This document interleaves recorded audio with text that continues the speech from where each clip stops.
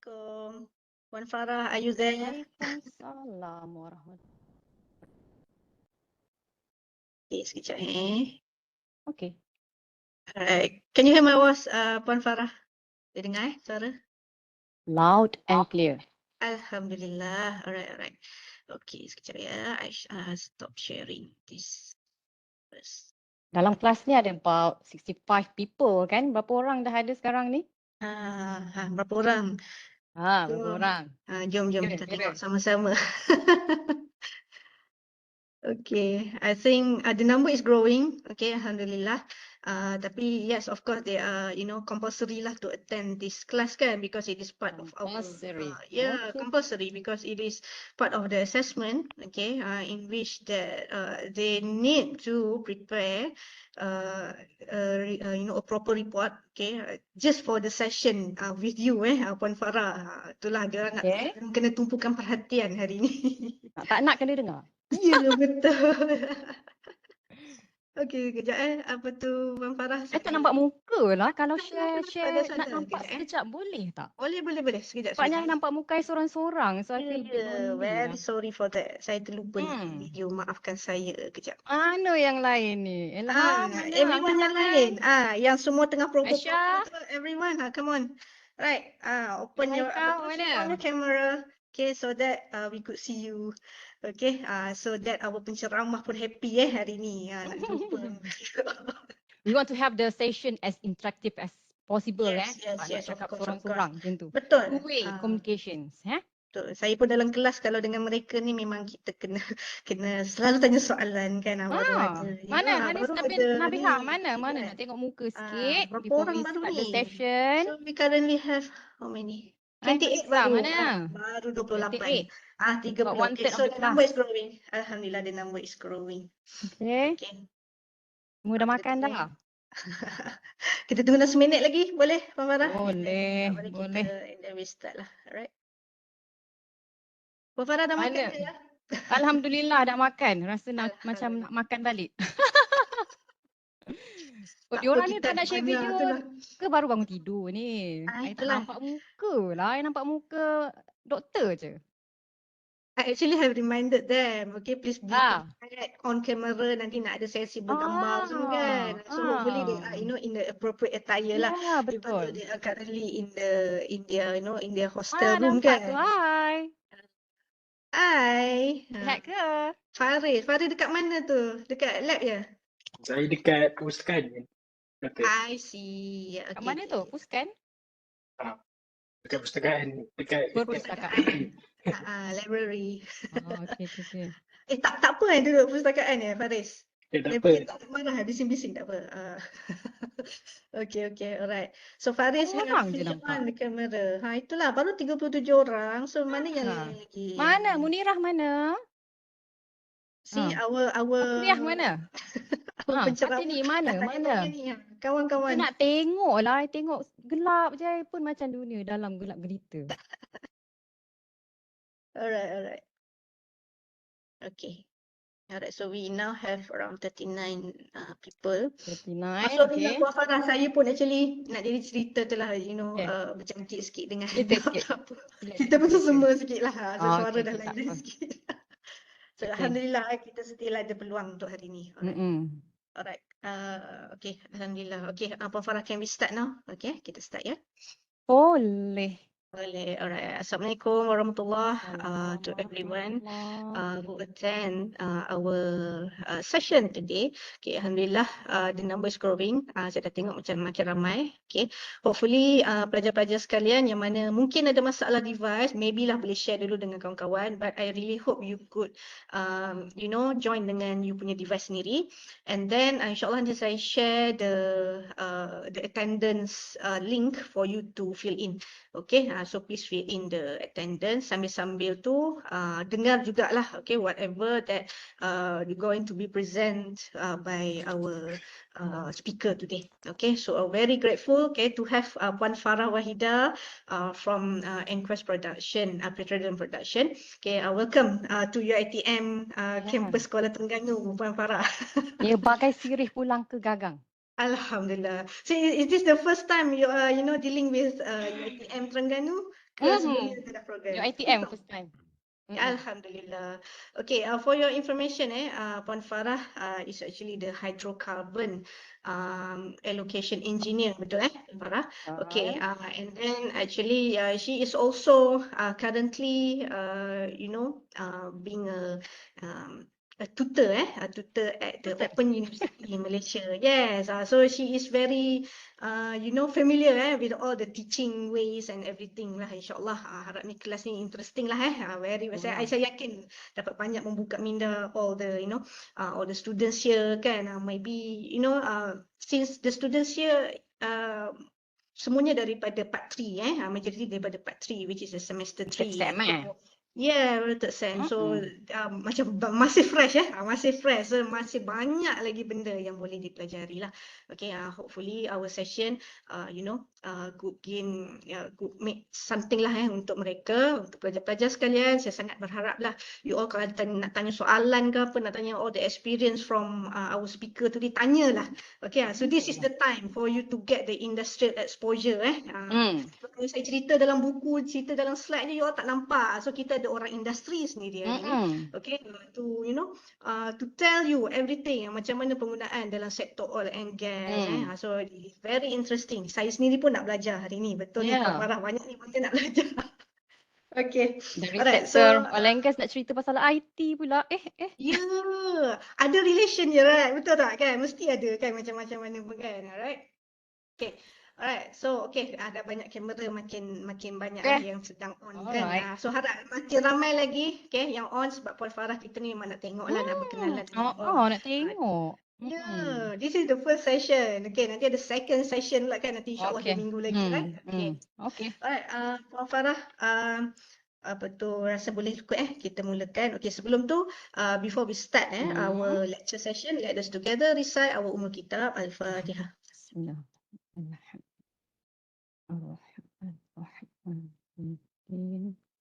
نعبد وإياك نستعين صراط المستقيم صراط الذين أنعمت عليهم غير المغضوب. Okay, Puan Farah, saya rasa mungkin tak nak cakap panjang-panjang. I think I have actually introduced you in the previous program. Okay, so I think it's better for you, maybe boleh teruslah, saya serahkanlah sesi ni kepada Puan Farah, okay, untuk sesi webinar session kita. Silakan Puan Farah. Terima kasih Dr. Wan Safra. Let me try to share my screen dulu ya.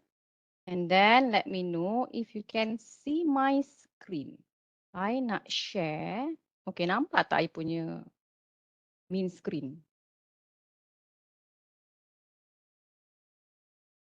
Currently tak ada lagi, Puan Farah.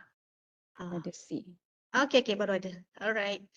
Kita try. Okay, boleh Boleh. Okay. Good Okay, Assalamualaikum, salam sejahtera. Good morning everyone. Especially to my dearest Dr. Wan Safradiana dan juga my beloved people yang ada di sini ya. Okay. And then initially the actual invite that I've got received from doctor was about 2 weeks ago, and I'm very looking forward to have the session to meet up such a brilliant people in the class we have today. With so-called my a bit tight schedule, I'll try my best for us to have this sharing session. Though is a disclaimer that I'm not an IT expert in the field, because I've been already in oil and gas sectors for about past 16 years. Okay, so kita nak medium apa? Kita nak pakai English ke? Kita nak pakai campur-campur ke? Kita nak pakai BM ke? Macam mana? What's the best for you? Campur-campur. Campur-campur Boleh. Kita Clear campur-campur lah. kan. Okay. Session kita ni tak nak formal sangat. Okay, kita nak relax je. So I nak two-way interactive session Kalau ada apa-apa, you just stop me. Sama-sama. If you have any comments ke apa, sama-sama Kita nak kelas ni sama-sama, bukan seorang je. Okay? And then kita boleh start. Okay, this is basically my background lah. You can call me Farah In terms of the education background, I sentuh sikit. I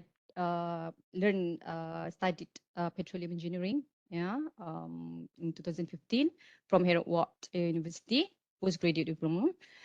And then in 2008, I got my MSc IT, from ITM Shah Alam. And then my degree from MMU, IT degree.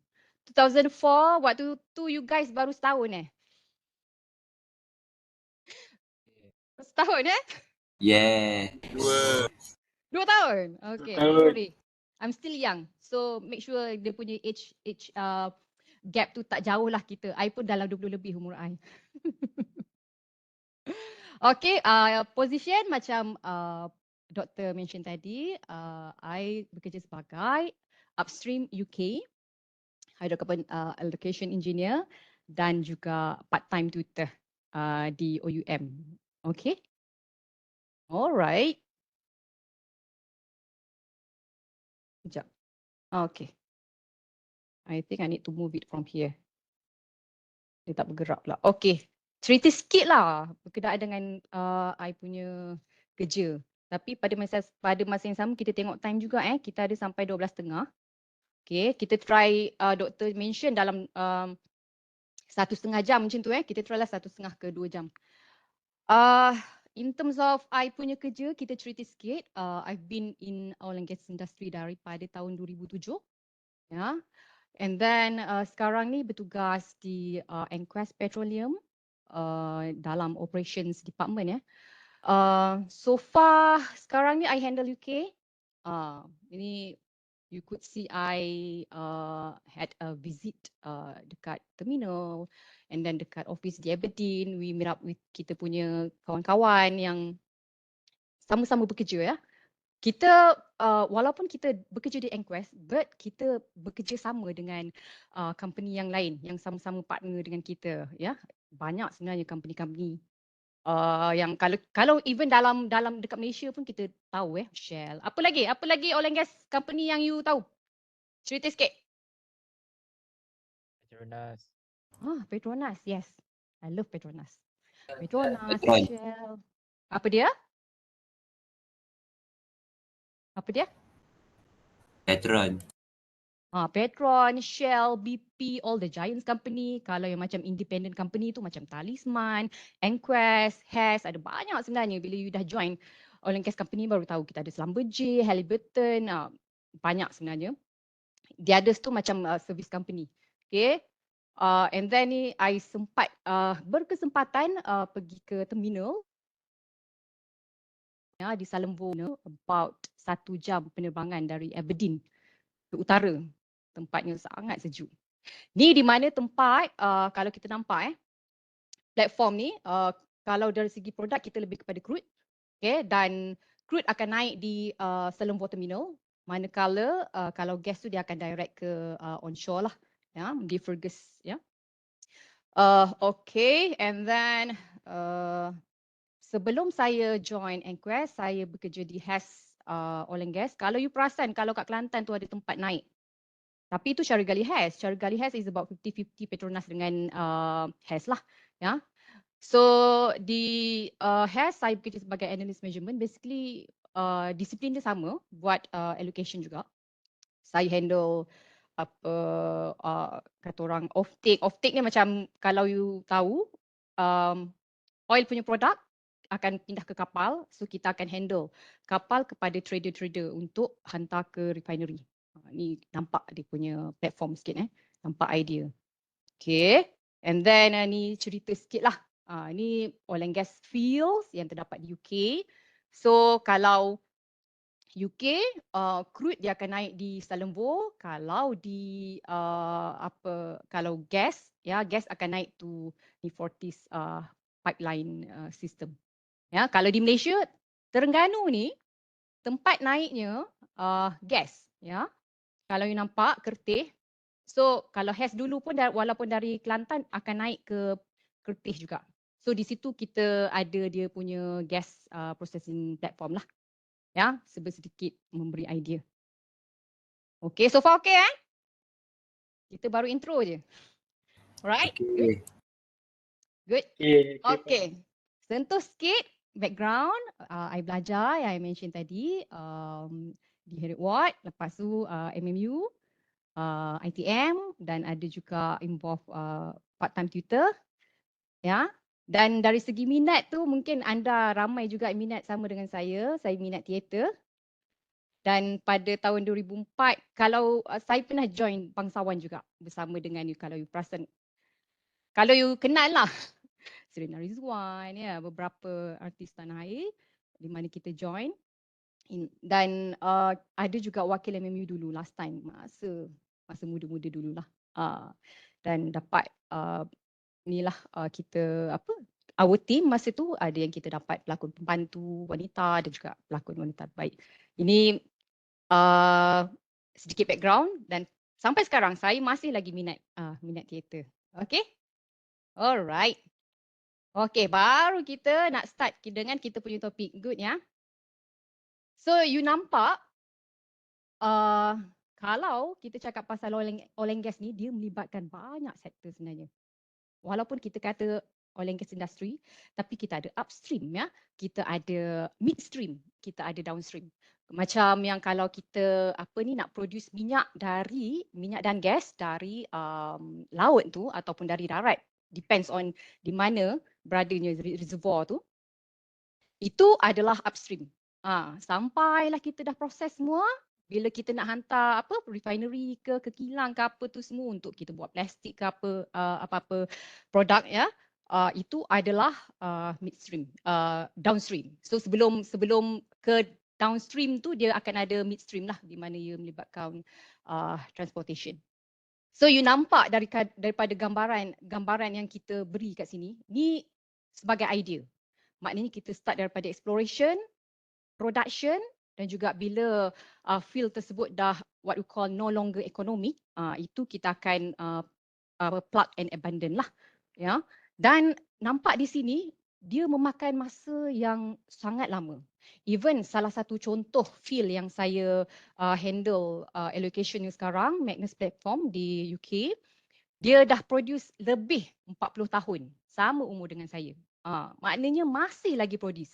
So relate-nya semula kepada data ialah di mana kepentingan data is very important for us to really manage our data daripada awal ya, sampailah penghujung. Maknanya data tu sangat-sangat penting untuk kita simpan. Dan dia untuk kita do our analysis, kita akan guna semula data-data related yang kita boleh feed up into our analysis. Contoh sebagai contoh production. Walaupun field tersebut sudah produce selama 40 tahun, tetapi production data from day one kita masih lagi perlukan untuk kita menentukan kita punya reserve. Maknanya reserve tu ialah berapa banyak yang tinggal lagi.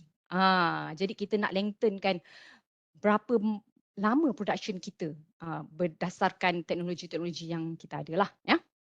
So kita nampak kat sini, kita boleh nampak start daripada exploration, di mana exploration ni kita tahu prospek ada oil and gas di kawasan tersebut dan kita menggunakan beberapa teknologi. Ni lebih kepada orang what we call exploration site lah ya.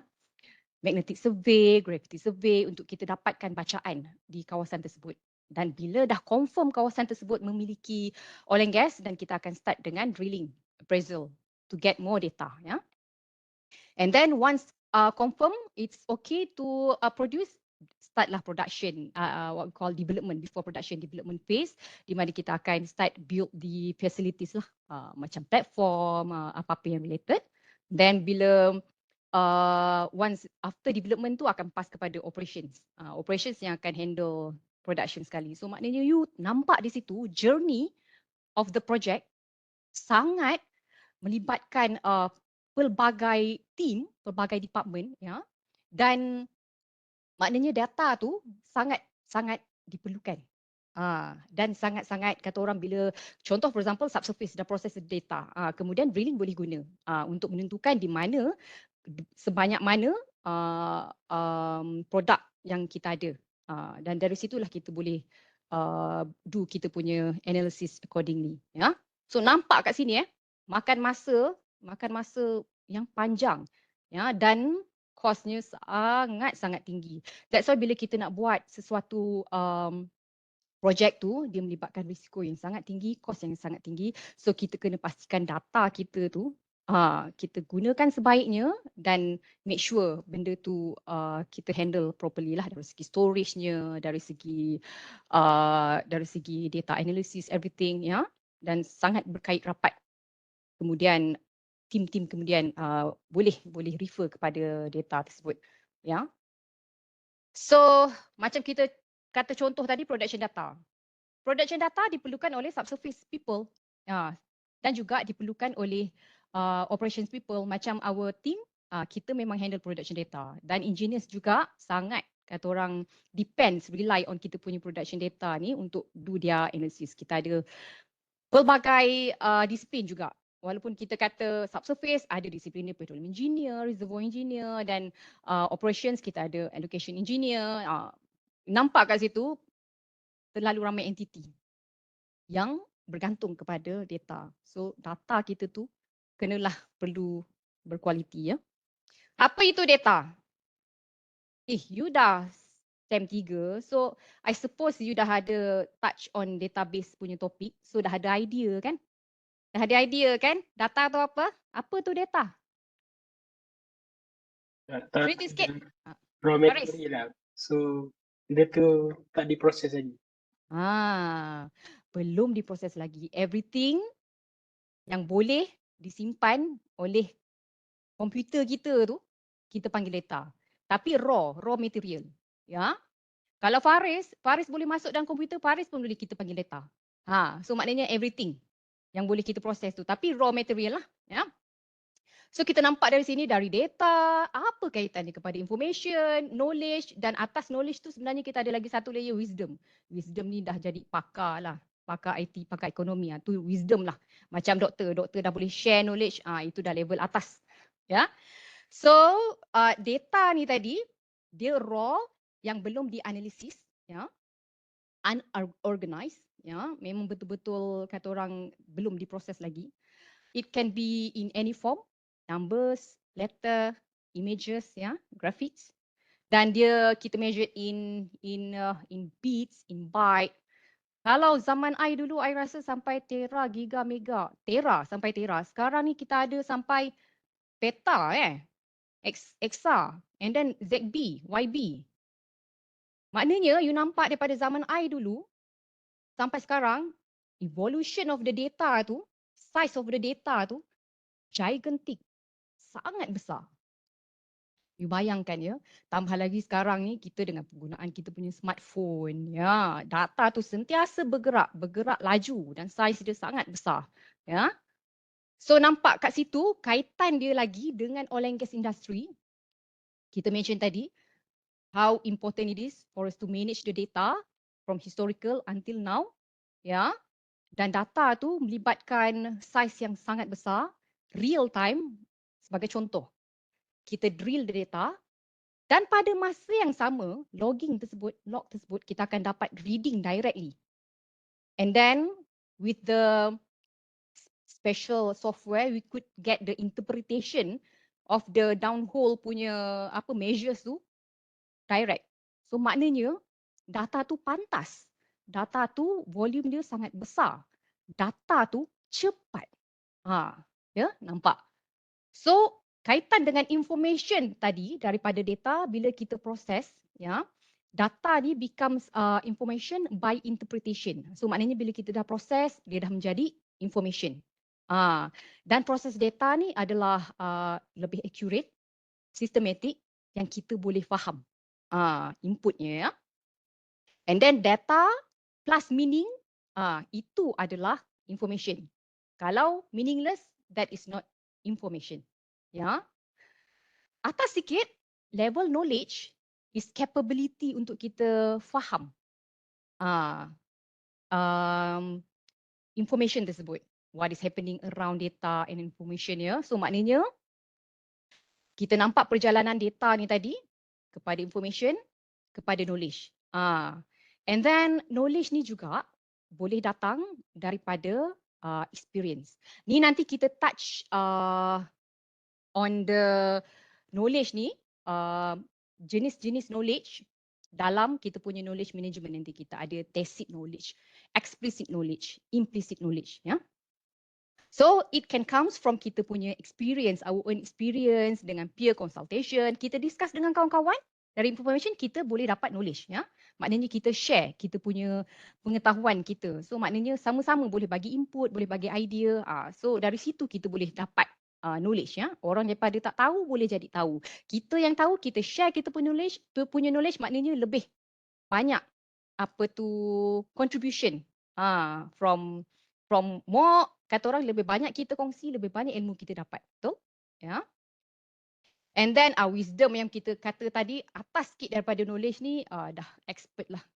Expert on the field where we can share the knowledge, do the knowledge documentation, sharing, teaching dengan kawan-kawan, and then maknanya kita mewujudkan community yang berpengetahuan. Maknanya ilmu tu kita jangan simpan, lagi kita share lagi bagus, ya. Alright. Basically I just use start daripada doktor punya slides dan saya tambah-tambah sikit lah. Okay. Alright. Ini adalah related data transfer dari offshore ke onshore. Offshore tu ialah tengah laut. Fields, ada juga fields yang berada di darat juga. Kebetulan dia punya what we call oil and gas, dia punya produk tu berada di darat. Could be berada di offshore. Kalau kita nak cerita pasal topik ni, kita boleh share another session tajuk Petroleum Geoscience. It's very, very interesting. Ya. So, kita ada banyak software yang kita gunakan based on kita punya disiplin. Macam as allocation engineer, kita kalau di UK kita panggil energesis untuk kita do the hydrocarbon allocation. Kalau masa saya di Malaysia, masa saya handle Malaysia assets dulu, kita guna energy component nama dia. Basically the purpose samalah, kita nak do the allocation. Tapi once kita dah experience both applications tu, kita boleh tahulah mana yang lebih user friendly, mana yang lebih senang kita guna. So far I prefer energesis. It's very, very interesting, ya. Dan you nampak di sini perjalanan data, ya. Perjalanan data CRO ni kita panggil control room operator. Control room operator tu Mak Salih yang duduk dekat tengah laut tu lah, Mak Salih, ataupun depends on kita punya fields berada di mana, ya. So maknanya diorang yang akan do the data, some of the data entry, lepas tu apa-apa information dia akan masukkan ke sistem. Ya, dan kita ada lab tech. So you nampak flow of the data ni dari CRO, ya, control room, daripada lab, ya. Lepas tu kita nampak daripada kita punya operations manager, ya. So maknanya mereka memberi input masing-masing. Kemudian data tersebut ada yang what we call data entry yang diorang manually input, ada juga data yang direct daripada what we call pi system, which is comes from metering masuk ke pi, ya, and then it's transfer direct to onshore, ya. So nampak kat sini kita can see the daily production, lepas tu well allocation. So data-data ni tadi bila kita dah input, dia akan diproses, kemudian dia akan boleh digunakan oleh management lah untuk help in their decision. Mungkin sebagai contoh, kita tengok production tu semakin lama kita nampak makin low. So what could we do about it? Mungkin untuk kita increasekan production, mungkin kita boleh menggunakan what we call gas injection, water injection. This is to be decided by the engineers. So maknanya kena ada discussion lah among the engineers, macam mana kita nak improvekan kita punya production. Ya, okay. And then macam mana saya berada di Malaysia tapi saya handle UK asset. Dan macam mana kita boleh bekerja walaupun kita tidak berada di office. Kita boleh nampak masa PKP, masa PKP sangat membuka mata kita, di mana walaupun kita berada dalam kata orang constraint untuk keluar, tetapi masih lagi kita hidup seperti biasa. Kita boleh do the data transfer, payment, kita boleh bekerja dari rumah dan kita boleh nak beli makanan, kita boleh do the online order, Grab food, everything. So nampak di sini dengan applications yang kita ada, kita masih boleh meneruskan kita punya perjalanan hidup seperti biasa dengan penggunaan internet. Kena make sure internet tu adalah. So nampak di sini, kalau saya bagi sedikit idea, for Malaysia staff, we can access KL office, shared drive or machine through VPN. Manakala macam kalau dari luar UK, we can access the UK machine through Citrix dan juga VDI. VDI ni is Visual Desktop lah. Walaupun saya bekerja depan PC saya, tetapi saya access PC saya, machine saya di Aberdeen. So maknanya kita kerja real time. So macam sekarang kita have real time session, but people from different places. We can still have the session concurrently. Sama-sama, Ideanya macam ni lah juga saya bekerja. Maknanya kita boleh still have the discussion sama-sama dengan kawan. Ni sebagai contoh. So kita boleh nampak dengan penggunaan social media, chapter 5 nanti kita akan sentuh semula. So nampak saya discuss dengan kawan-kawan, kita boleh share kita punya desktop directly, and then direct kita discuss on the analysis, what happens, okay? Dengan sangat mudah. Cuma challenging part dia ialah kita kena tengok masa. Contoh macam kita sekarang, for example, kita pukul 3, dalam kita pukul 3, di UK pukul 7. Kita pukul 4, UK pukul 8 pagi. Kita petang, dia orang pagi. Manakala tengok contoh jam dekat sini. Contoh kalau kita pukul 8 lebih, Dubai baru pukul 4 lebih pagi. So selalunya masa saya bekerja, saya akan ikut masa di UK. So saya akan start kerja dari pukul 3 petang onwards lah sampai malam dalam 10-11 macam tu. Dan people in UK pun concern juga. Usually if we want to have macam meetings ke, if possible they avoid to have meeting late night Malaysia time. So they are very, very concerned and considerate. So far so good. It's quite challenging but fun. Okay. Bila kita kata difficulties of managing data ni, macam yang kita sentuh tadi, amount of data increases. Macam dulu-dulu, I tak pernah dengar lagi petabyte ke ZB, YB. Masa I dulu, I remember until 2004, we heard until terabyte. So you could see the amount of data increases exponentially with time. Macam sekarang, dah ada yang menguap tu. Hey, I can see you from here. Jangan menguap dulu. Nanti kita sama-sama menguap nanti. So far so good, Faris? Faris dah makan belum, Faris? Ya. Okay, nampak lagi satu dengan penggunaan kita punya smartphone. Okay, good, Faris. Good, Faris. Keep it up. Open up your eyes. So nampak dengan penggunaan, sebagai contoh, kita ambil contoh mudah lah yang relate dengan kita, smartphone. Tengok data video yang kita share, maknanya size dia sangat besar. And then data pun datang daripada merata-rata sumber dia. Scattered. Lepas tu nampak data tu, transaction of the data. So you bayangkan data daripada UK kita access. Kemudian data yang kita access ni kita sama-sama analisis, kita pass dengan Dubai. Our finance team dekat Dubai. So kita bekerja samalah tiga-tiga area ni. Dan data from multiple sources. Banyak sumber dia. Sebagai contoh, kita tengok tadi, kita tengok upstream je. Kita tak payah tak payah sentuh midstream dan juga downstream. Kita tengok upstream saja. You tengok daripada exploration sampai production, dia punya stages of the data tu, maknanya sources of the data, kita dapat data daripada, for example, subsurface. Subsurface dapat data daripada exploration dan juga dapat data daripada drilling. Drilling pun sama, dapat data daripada subsurface juga, dan dapat sama-sama discuss dengan operations team. So maknanya kita use sometimes same sources jugalah, but we do our own analysis, and from our analysis will be used by other people as well, yeah.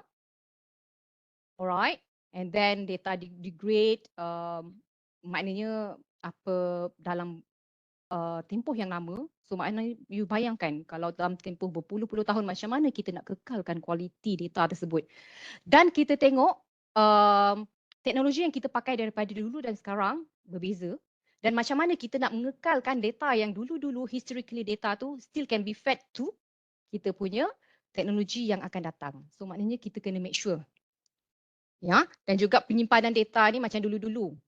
Ada yang tanya pada Dr. Wan, apa dulu-dulu Dr. Wan kita ada touch hari tu pasal disket. I don't think you guys pernah jumpa disket. Ada yang pernah pegang disket tak? So disket, CD, hard disk, external drive, you nampak macam kita ambil sebagai contoh lah disket. Maknanya you bayangkan dah lah disket tu boleh isi sikit saja size dan penyimpanan dia tu macam mana. Maknanya mudah, dalam masa yang lama mungkin disket tu lama-lama dia akan kata orang rosak sendiri, dimakan usia lama-lama dia akan rosak. So it's very important for us to decide where we want to store our data, maybe to what we call cloud, so that we could ensure the data quality could be relevant until beberapa tahun akan datang. Ya, mungkin kita akan dig balik kita punya historical data, who knows, ya.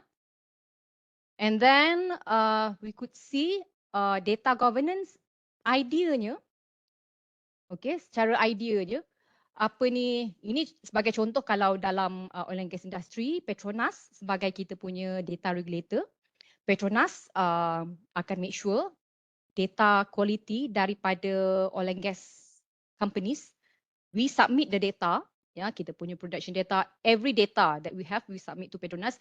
Kita kena pastikan data tersebut kualitinya bagus dan dia punya, for example, format dia tu sama to feed up into Petronas punya application. So kalau for example, kalau Petronas tak handle, in case ya, kalau Petronas tak handle dari segi format ke apa, tak buat satu polisi, so maknanya data tu macam-macam jenis sampai. So bila kita ada standardized policy, so data yang submit, mungkin dia nak format macam mana, dia nak buy bila, so maknanya data tu seragam, ya, seragam. Okay. So we could see again here from the data government perspective, yeah, we need to manage our data to get value. Data ni kalau kita manage betul-betul, we can get value out of it, yeah. So we need to have consistency, accuracy in our reporting system, for example, and then to ensure it's enable us to become data-driven organization, okay, thus get competitive advantage. So make sure dari segi pengurusan data tersebut, ya, sangat penting. Data governance juga protect information in central repository, okay, since it flows to other department. So maknanya data ni flows to several departments. So we need to make sure the data quality is in its highest level. Yeah. Okay.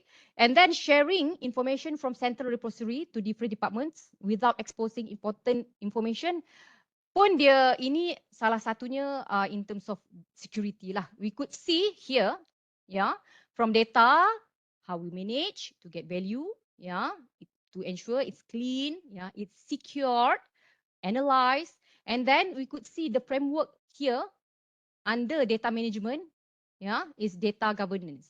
Where here is the policies, standards, responsibilities is being what we call being managed up here. So kita nampak kat sini beberapa related data governance, data warehousing, data management, overall all of things, all of here, data architecture, standardization basically, So kita kena make sure kita jaga dan handle benda ni. So we could see macam sebagai contoh kalau dalam oil and gas industry yang we touch just now, Petronas, okay, regulator for Malaysian assets. Kalau di North Sea, kita ada NSTA, North Sea Transition Authority, or what we known as Oil and Gas Authority, regulator for UK assets. So maknanya memang ada badan yang mengawal selia data-data kita, where kita submit the data and they will what we call tengok data-data kita ni nantilah. So penting untuk kita do the submission accordingly. So maknanya dari situ kita boleh tahu reserve. At the end of the day kita boleh tahu reserve di Malaysia ada berapa, reserve dunia ada berapa. So maknanya daripada data yang kita feed ni, So sebagai contoh kita touch sikit, kita nampak polisi, national guideline. And then kalau dari segi rules ni pula, dari segi rules dia, data protection rules pertaining to specific data assets, okay? And then social security numbers or sensor on how to move throughout organization, and governance rules, what we call a setup description rule, macam mana kita nak handle the data, And then in terms of classification, business terms, for example, okay, language through where data interpreted in organization ataupun data classes, okay, we need to understand the metadata, the summary of what inside the source, So idea ni di sini to ensure there is a body on to govern the data. Even dalam kita punya company sendiri, organisasi sendiri, kita perlu ada entity yang responsible in terms of data lah. Usually IT data kita handle on the data management, So make sure we contribute in terms of data accuracy juga, So for example macam drilling pun ada source data, production pun ada source data, so subsurface pun ada source data. So usually data ni being managed by data management, so related to IT, but the owner of the data ni tadi, daripada disiplin-disiplin ni tadi, mereka lebih faham data mereka. So macam for example disiplin yang kita ada ni tadi, kita boleh juga kita give advice to our IT folk in order for us to ensure kita punya data management being done accordingly. So far okay? So far okay, good ya? Okay, Puan. Data government tu data government, thanks for your kind feedback.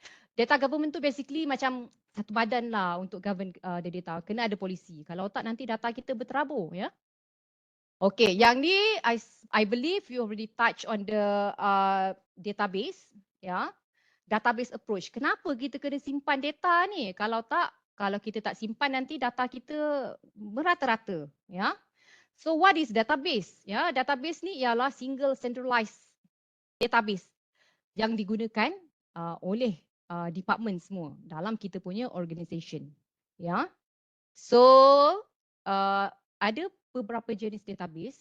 I think yang untuk database ni pun you pun boleh share with me, even you can teach me as well, okay? But basically we would like to have sama-sama lah kita share. Kalau ada you nak tambah, you can just stop me, boleh head up. Okay, database ni ada beberapa jenis. Flat file database, okay, non-relational database, relational database. Yang non-relational dengan relational ni, ini adalah database management system lah.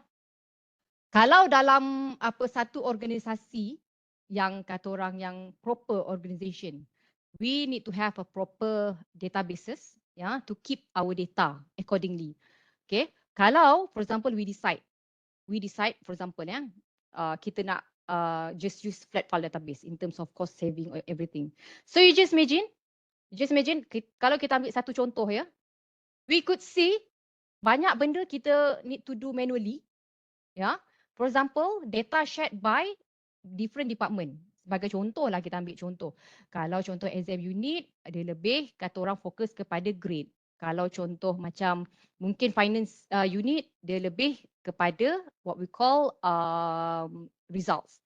Tapi kalau dua-dua masing-masing, mereka simpan data masing-masing, so we could see kemungkinan non-standardization data boleh berlaku dan redundancy juga boleh berlaku. Maknanya masing-masing ada interest yang berbeza kepada data tersebut. Dan kalau kita nak have some rules pun macam agak susah lah. Mungkin kita nak set amount tu mungkin less than, for example kalau kita tengok kat sini, kalau kita nak sort less than 50k. It's very hard for us to do it automatically if we use it in a flat file system. So we need to decide which is the best way for us to manage our data. Sebabnya nanti kita kena fikir kalau lambat-lambat ni mungkin size data kita mungkin besar. Banyak varies of data. So macam mana kita nak tackle benda ni? Kalau kita tak decide sekarang mungkin akan datang sebab dia akan memakan masa yang panjang. Jadi kalau boleh once we decide to have the database tu, let us decide properly yang boleh handle kita punya data yang besar. For example kalau big company tu mungkin data mereka lebih besar lah compare to small company. So macam kita touch tadi, data storage kalau dalam flat file ni plain file. Okay, simple data. Tapi kalau kita compare dengan DBMS ni, we could see mungkin dalam flat file easy, prone to data redundancy or inconsistency. Okay, lepas tu nak access data tu mungkin susah. Okay, lepas tu mungkin ada isu integrity, lepas tu apa security problem. Di sini macam anda dah belajar tentang database, maknanya kalau diperlukan nanti, for example anda dah join industry, maknanya kalau ada perlu decision from your side, you dah ada idea dah mana yang terbaik. Depends on organisasi kita tu nanti. Usually kalau dah well organized, established company ni memang dia dah ada sistem mereka sendirilah yang well organized system juga. Okay, so we touch kepada database management system DBMS. Kita touch tadi dia ada relational dan juga non-relational. Dan dapat kita nampak kat sini pelbagai jenis. DBMS ni software untuk perform kita punya various operations. Dia handles kita punya storage retrieval dan juga manage to update the data. Ada dua jenis kita touch tadi. Ada non-relational, contohnya NoSQL, okay, dan juga relational. SQL Server, Oracle, kita nampak pelbagai jenis kat sini sebagai contoh And then relational database ni you nampak contoh SQL Server, MySQL, Procedural SQL dan juga Oracle. Kalau dalam oil and gas biasanya kita depends ada yang sistem yang maklum biasanya kita guna Oracle lah, dan in terms of storage tu cloud storage. For example macam system allocation yang kita guna ni, dia punya storage tu it's what we call web-based application, di mana it's easy for us to just direct access the software through system, and then in terms of storage it's kept in the cloud. And then non-relational ni NoSQL, MongoDB, ada banyak contoh. I suppose you lebih arif lah dalam bidang ni. Bezanya macam non-relational ni no table, it's a collection of documents and a bit minimally structured as compared to relational. It's a collection of one or more table, kita boleh nampak kat sini. Dia sangat berkait. Kita ada primary ID untuk kaitkan setiap table tersebut, ya. And then in terms of advantage dia, kalau kita gunakan di BMS ni, ya, kita touch just now, control redundancy as compared to flat file system. And then restricting, we can restrict our unauthorized usage. So maknanya sebagai contoh macam I handle hydrocarbon allocation, so I can see all data or information about measurement. Tetapi sebagai contoh, mungkin petroleum engineer dia tak nampak apa yang I boleh tengok. Dan kemungkinan besar I pun tak boleh nampak beberapa yang dah di-restrictedkan untuk I tengok. Mungkin in terms of data handling pun mungkin I tak boleh kacau diorang punya, for example, well test data. Dan mereka pun tak boleh kacau, for example, I punya allocation data. Jadi maknanya di situ kita dah set restriction untuk unauthorized access. I pun mungkin ada certain yang untuk offshore mungkin dia ada limitkan lah juga. So maknanya kita specialize untuk handle kita punya business purpose, ya.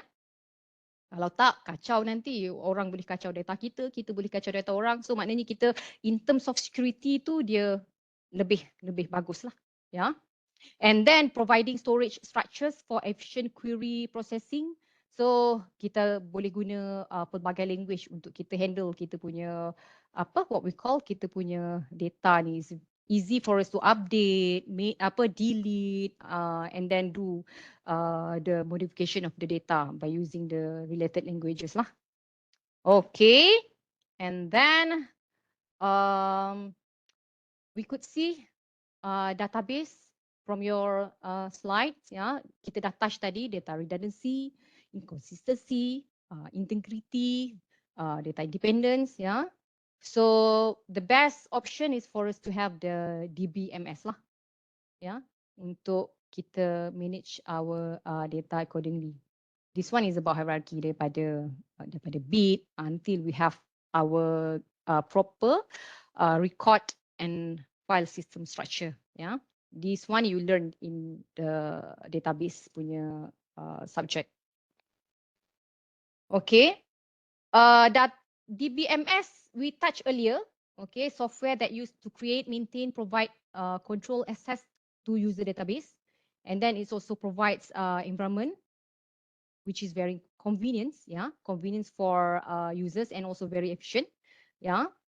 Macam yang kita nampak tadi, contoh DBMS dalam slide sebelumnya, Oracle, Access, SQL Server. Rasa kalau data kita tu lebih banyak, it's better for us to use Oracle lah. Mungkin Access ni, Microsoft Access mungkin ada limitation in terms of data size yang kita boleh keep, ya. And then in terms of dia punya characteristic ni, dia support multiple views of data, sharing of data, yeah, and multiple user transaction processing. So it's easy for us to do the data transaction from one department to one department related with our daily work. So far okay, before we go to big data.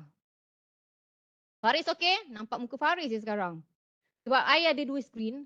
So I could see limited number of people. My third screen is not working at the moment. If not, I can see the rest as well. So I nampak muka Faris je sekarang. So Faris, be careful ya.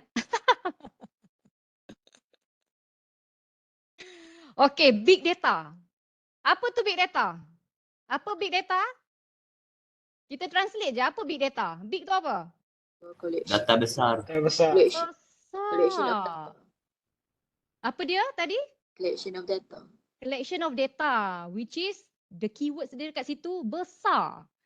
Data besar. You dapat imagine kalau kita do the seismic tu, data dia sangat besar.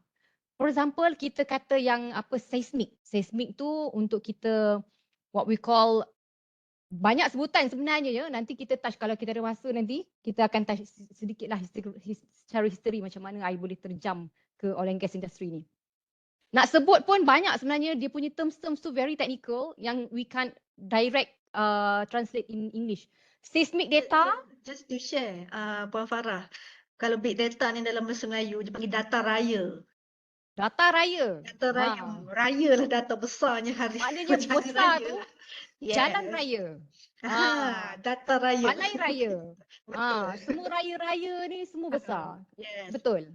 Big data yang sangat besar, data raya. Oh, okey. Dalam kita punya apa ni, kita direct translation dia ialah data raya.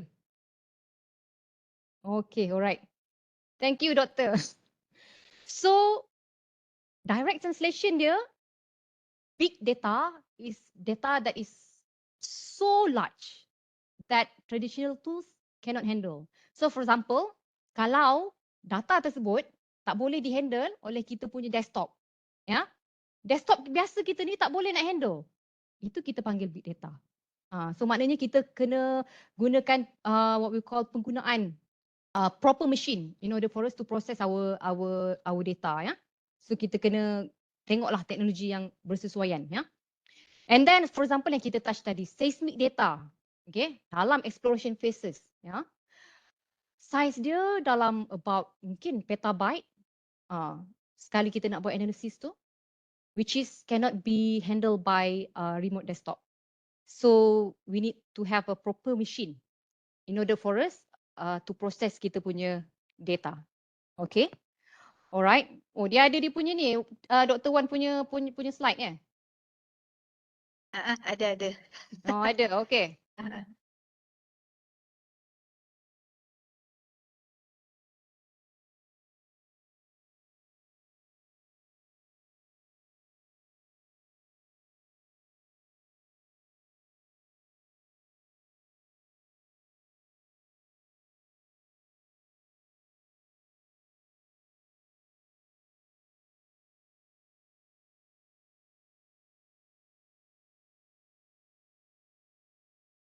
Puan Farah tu lah, tak dengar lah pula kan kita punya Oh, tak slide dengar ni kan. But I think it's okay lah sebab actually the students have actually get the Okay. slide ni kan. Bismillahirrahmanirrahim. Alright, Kejap, alright. Dr. Wan. Okay. Tak apa. Take your time, Puan Farah. Cakap seorang-seorang ni kan dahaga kan? Faham. Kan? Itulah. Okay. Puan Farah, if ni lah kalau boleh yalah, habis sesi ni, boleh ke Puan Farah share the slides kan with all of us. Memang Boleh. menarik ni. Boleh. Thank you No very worries. much, Puan Farah. Tak ada masalah. Alright. Okay. Ya, yang macam apa what we call kita tengok yang tadi grafik tu you can directly watch from your desktop jugalah. Okay. So kita nampak karakteristik kat sini. Kita ambil 3. Dalam slide Dr. Wan ada 3. Tapi kalau kita tengok in terms of mungkin oil and gas punya jenis lebih besar, based on my reading dia ada 6. Tapi tak apa, kita fokus kepada 3 ni. Tapi kita akan touch sikit lah yang 3 yang lain tu. Ya. So, volume, velocity, variety. So, kita tahu volume ni besar, size yang besar. Sebagai contoh yang kita sebut tadi, seismic. Size data dia terlalu besar. Ya. Yang tak boleh kita handle dengan kita punya PC biasa. Velocity, kelajuan. Maknanya, sebagai contoh kita drill data. Kita dah touch tadi.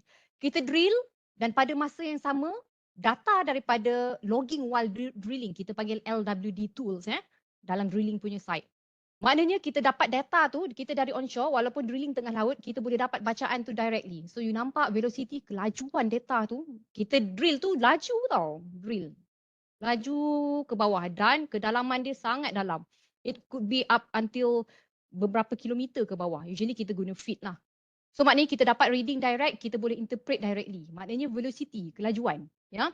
Variety ni data dia pelbagai. Macam kita dah touch tadi, kita tengok data tu ada dari subsurface lah, dari exploration lah, dari drilling lah, dari operations lah. Lepas tu belum touch lagi non-technical punya department. Kita ada finance lah, kita ada banyak lagi supply chain ke apa. Di mana mereka memerlukan input daripada technical people. Ya. So kita nampak sebagai contoh di sini. Kita dah touch tadi, big data is data that is so large, data raya, which traditional tools cannot handle. It cannot run in our laptop's hardware, and then several computing resources work in parallel is needed for us to distribute the work across computer and process the data ni tadi at the same time. So maknanya instead kita guna satu machine, kita can work this data, process this data secara parallel.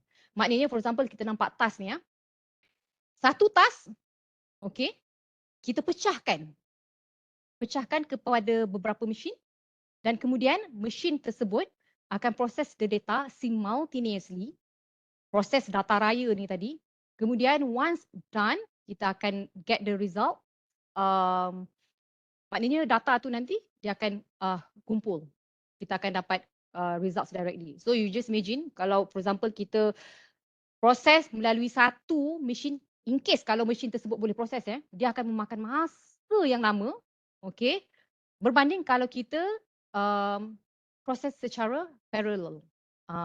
So maknanya it's a better option for us to process the data secara parallel in order for us to get better, faster results. Yeah.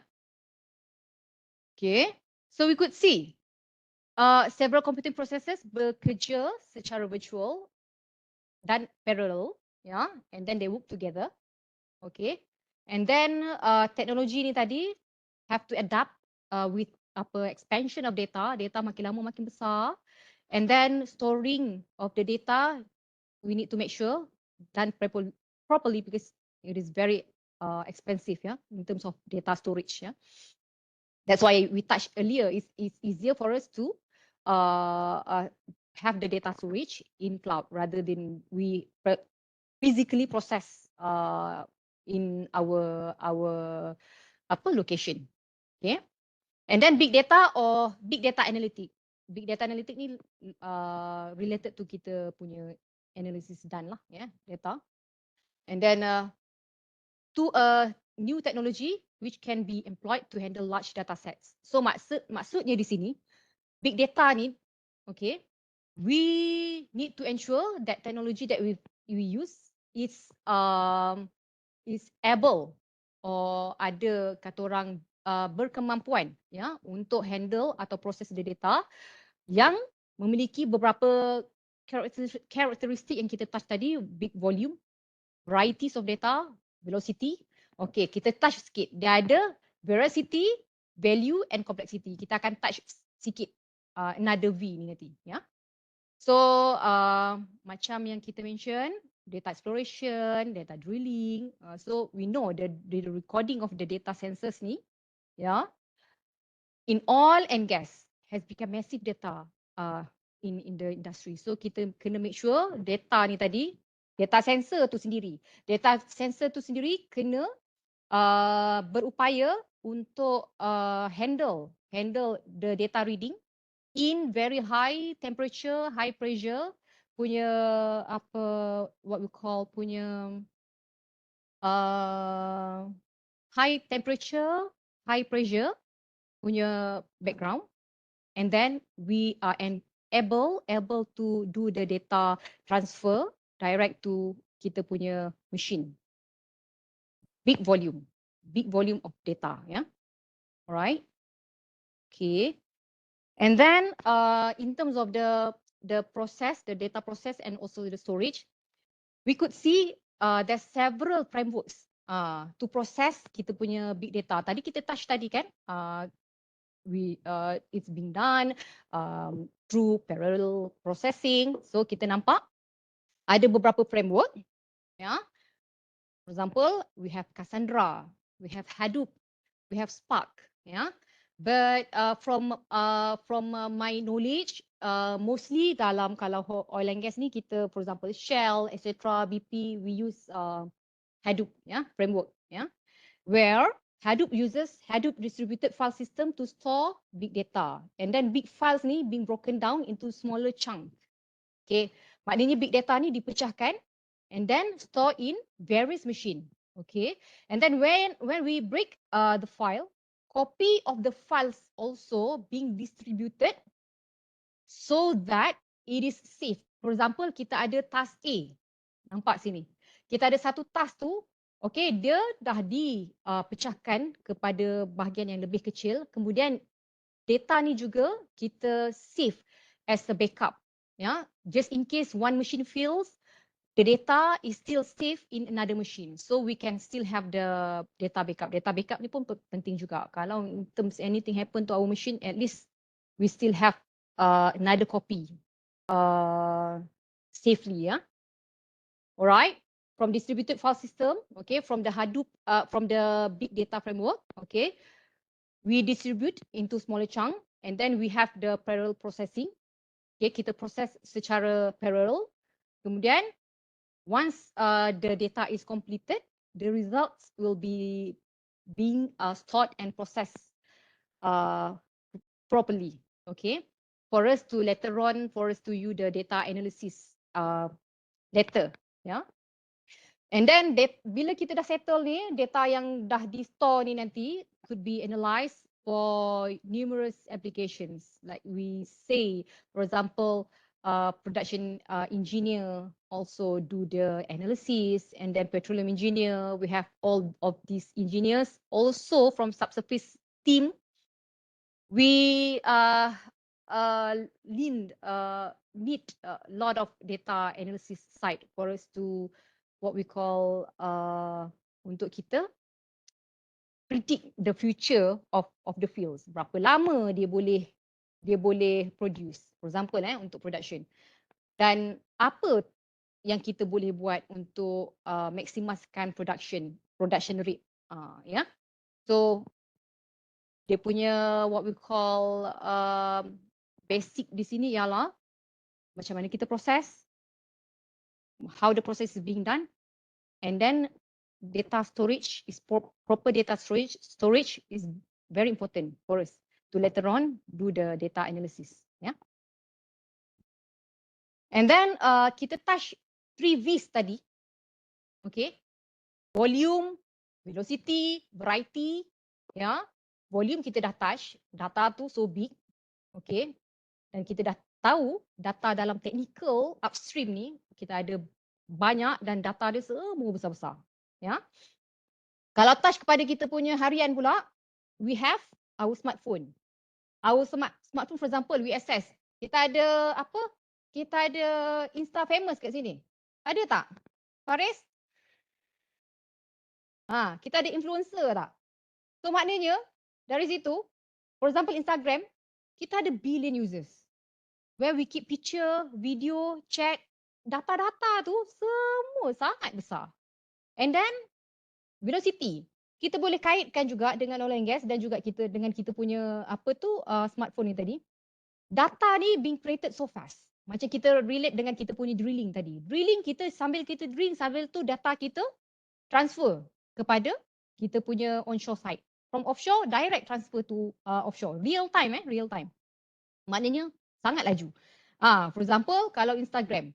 Instagram ni receive video, pictures dengan saiz yang sangat besar. You bayangkan dalam dianggarkan 2-3 tahun lepas punya data about 55 k pictures. Ya. Dan you bayangkan, I nak cerita Insta story. Dulu-dulu kita tak ada ni Instagram ni, sekarang ni yang baru ada. Zaman kita dulu nanti chapter 5 kita touch masa tajuk social computing. We all dulu baru diperkenalkan Facebook. Masa we all dulu ada Friendster, ada MySpace, you all pun tak kenal. Yahoo Messenger pun you all tak dengar. So nanti chapter 5 kita touch on that. So maknanya idea dia lah data tu volume besar, laju, okay, dan perlu diproses dengan segera. Ya. And then variety ni macam kita mention lah. Ada banyak daripada upstream, ada banyak department. And then kalau Instagram ni tadi kita ada, for example Instagram, Facebook, WhatsApp, semua share video, semua share chat, semua share story. Banyak sangat data perjalanan data ni sangat banyak. Merata-rata. So kita touch upstream ni tadi, kita nampak yang kita kata 6 tadi. Kita ada volume, variety, velocity, and then we have veracity, variability, and juga value. So kalau kita tengok di sini, apa kita tak nak touch lah yang lain ni. Kita touch kepada, kita fokus kepada 3 ni tadi. Tapi kita boleh nampak idea di sini daripada exploration sampailah production, kita boleh nampak di sini apa data, jenis-jenis data, jenis-jenis file tersebut dan apa what we call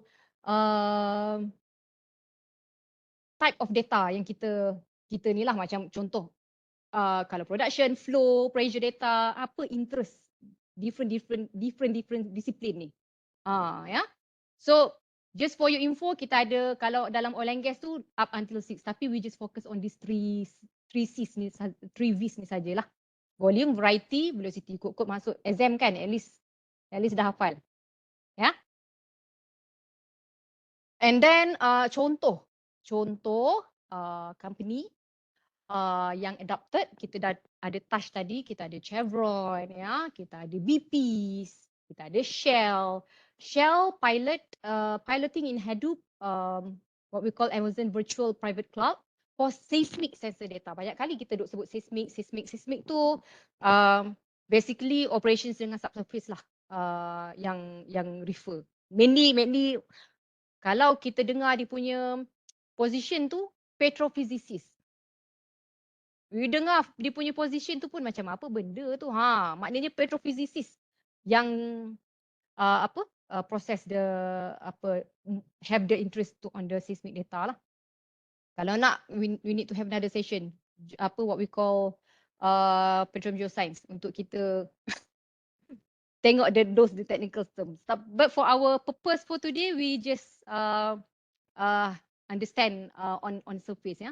So kita boleh nampak kat sini daripada Chevron, daripada what we call another university, Stavanger University, on the data acquisition study, they use Hadoop, ya. So kita nampak all of these well established giant company, how they process their data. For example, kita ambil tadi Hadoop ni lah, from that sample frameworks yang kita touch tadi, ya. Shell Hadoop, ya. So kita nampak mereka punya what we call usage in how they handle their big data.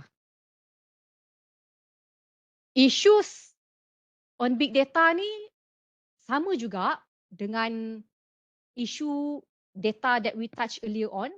Okay, untrusted sources, it could comes from several sources, yeah, but it is our responsibility to ensure that data that we receive comes from trustworthy sources. Maknanya sources tu bukan kita main terima saja data tu. Maknanya kita kena pastikan, for example engineers, mereka lebih faham data tersebut, kena pastikan data tu datang dari sumber yang dipercayai. Maknanya direct daripada drilling ke, for example, so maknanya we have under our third party what we call vendor, contractor, macam contohnya service company macam Schlumberger, Halliburton, kenaan dengan well data, everything. So maknanya kita pasti data tu datang dari mereka dan we feel good. Kalau data tu datang daripada non-related sources tu, kita jangan pakai. Ya, takut nanti ada masalah di kemudian hari. So maknanya data flows tu, from data flow to data storage, maknanya kita boleh guide. And in terms of kita punya IT, which data to be stored. Jangan main simpan je data, ya. Alright. So in terms of the T ni, inaccurate, incorrect, usually before we do our analysis, we need to have the process what we call data cleanup. So to ensure the data is being clean up before we do the data uploading for us to do our analysis. Yeah. And also data streams ni pula, we could see, for example, kita touch tadi, metering data, okay, flows daripada what we call pi data yang ni berada di offshore, ya. Dan ia sangat penting bagi engineers untuk check if there is any abnormalities to the data. For example, missing data.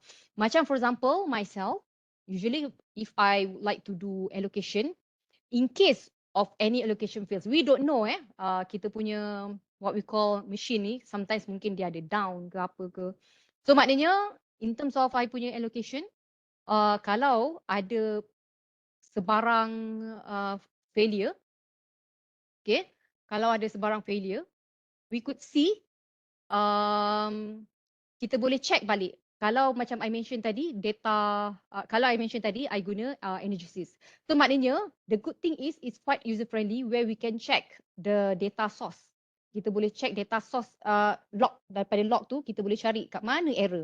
So from there, kita boleh, what we call, kita boleh ada idea data tu, kesalahan tu datang daripada mana. Mungkin, macam for example, kita check balik data, measurement, kemungkinan data tu null, tak ada value. Dan bila kita check data tu datang dari pi. So maknanya mungkin pi tak capture the data. Mungkin ada error daripada pi. So dari situ kita kena deal dengan pi team lah to ensure the data being delivered properly and correctly. So kadang-kadang ada jugalah ada masa sistem ni kan. Mungkin dia ada isu sikit, kita tak tahu. Tapi kita as engineers, we need to ensure data mana yang mungkin have what we call abnormality. Which later on, dia akan kacau kita punya allocation. Mungkin duk sebut allocation ni, just to give you idea allocation ni, bila kita kata allocation, bila kita produce kita punya hydrocarbon, kita keluar daripada what we call daripada bawah tanah tu, daripada bawah tanah kita keluarkan. Kemudian bila sampai ke platform, di bawah tanah tu kita tak ada what we call, bila daripada bawah tanah kita keluar ke platform, so kita akan dapat total production. Tetapi based on interest, for example petroleum engineers, reservoir engineers, mereka nak tahu setiap layer of the what we call producer dekat bawah tanah sana tu, berapa banyak yang diproduce oleh mereka. Ini yang kita perlukan buat data allocation. Dan juga usually kita ada partners. Dalam satu asset tu kita ada partners mungkin. For example, kita partner dengan beberapa company lain untuk kita develop the project. Jadi dari segi revenue, kita kena bahagi sama banyak. So maknanya that's why we in terms of allocation ni sangat penting untuk kita handle kita punya revenue later on. Dan kemudian kita bekerja rapat dengan finance team lah related untuk kita punya financial matter. Okay, itu basically allocation lah. Okay, Puan Farah, sorry to interrupt. Slide tadi macam hilang.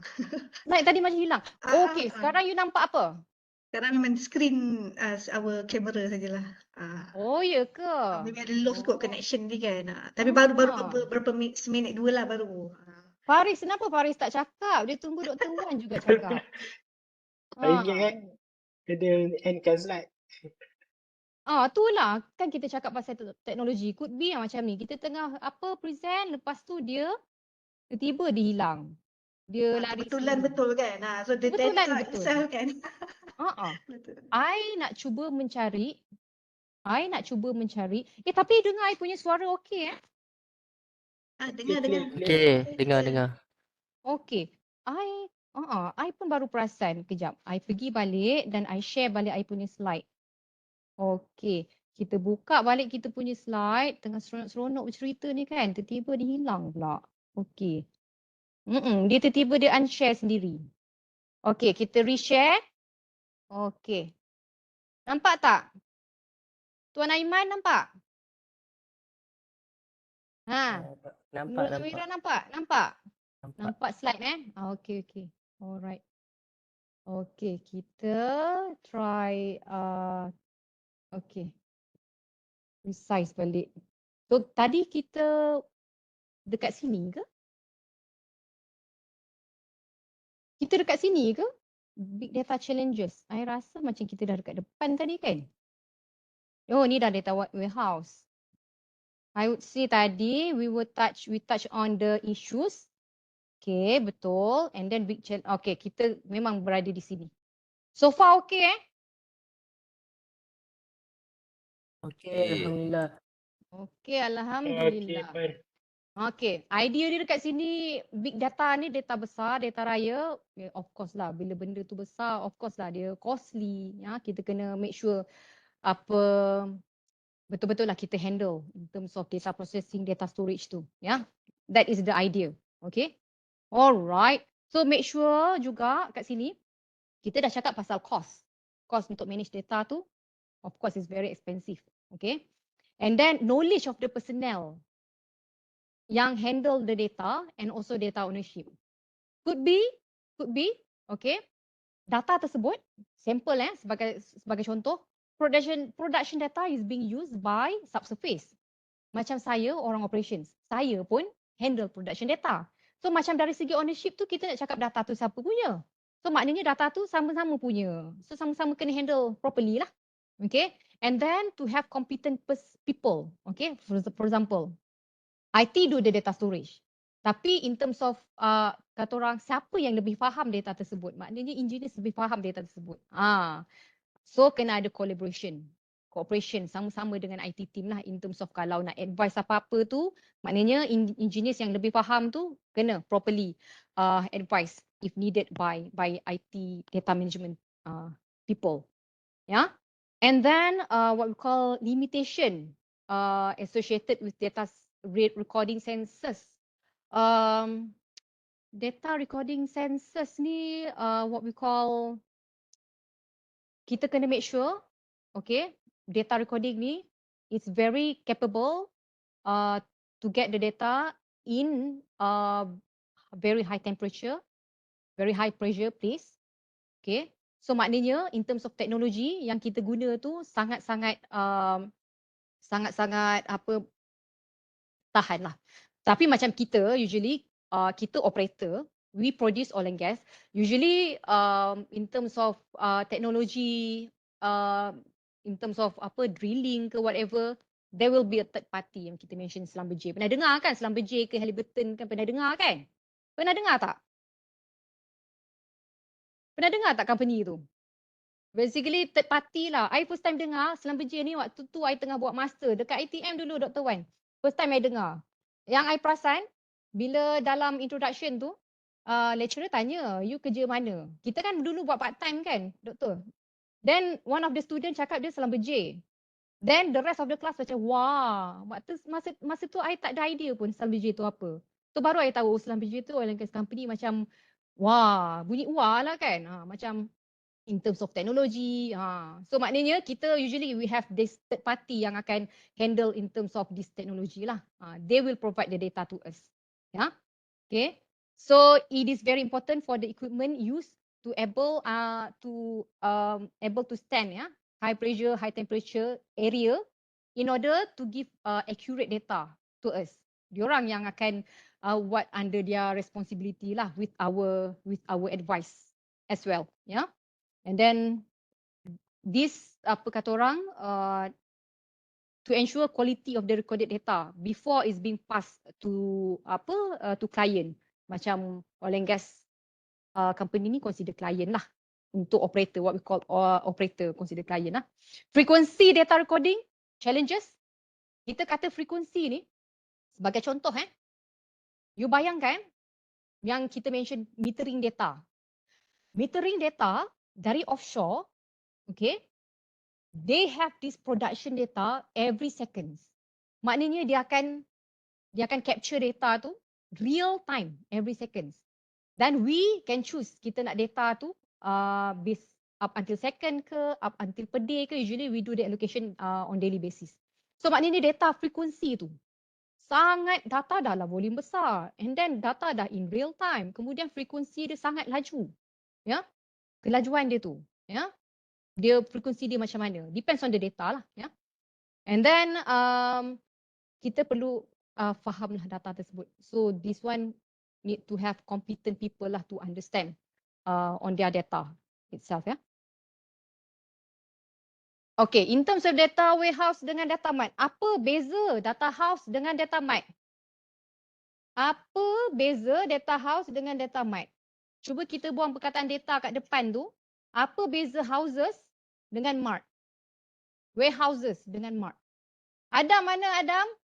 Adam Zidane. Macam mana betul tak sebut ni? Nama bunyi macam orang putih. Zidane. Taufik mana? Ahmad Taufik? Apa itu warehouse? Apa itu data mart? Ada idea tak? Mana Nurul Izzah?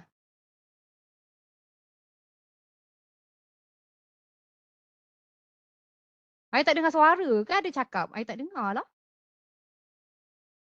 Siapa? Batrisha mana? Ada dengar suara dia orang tak doktor?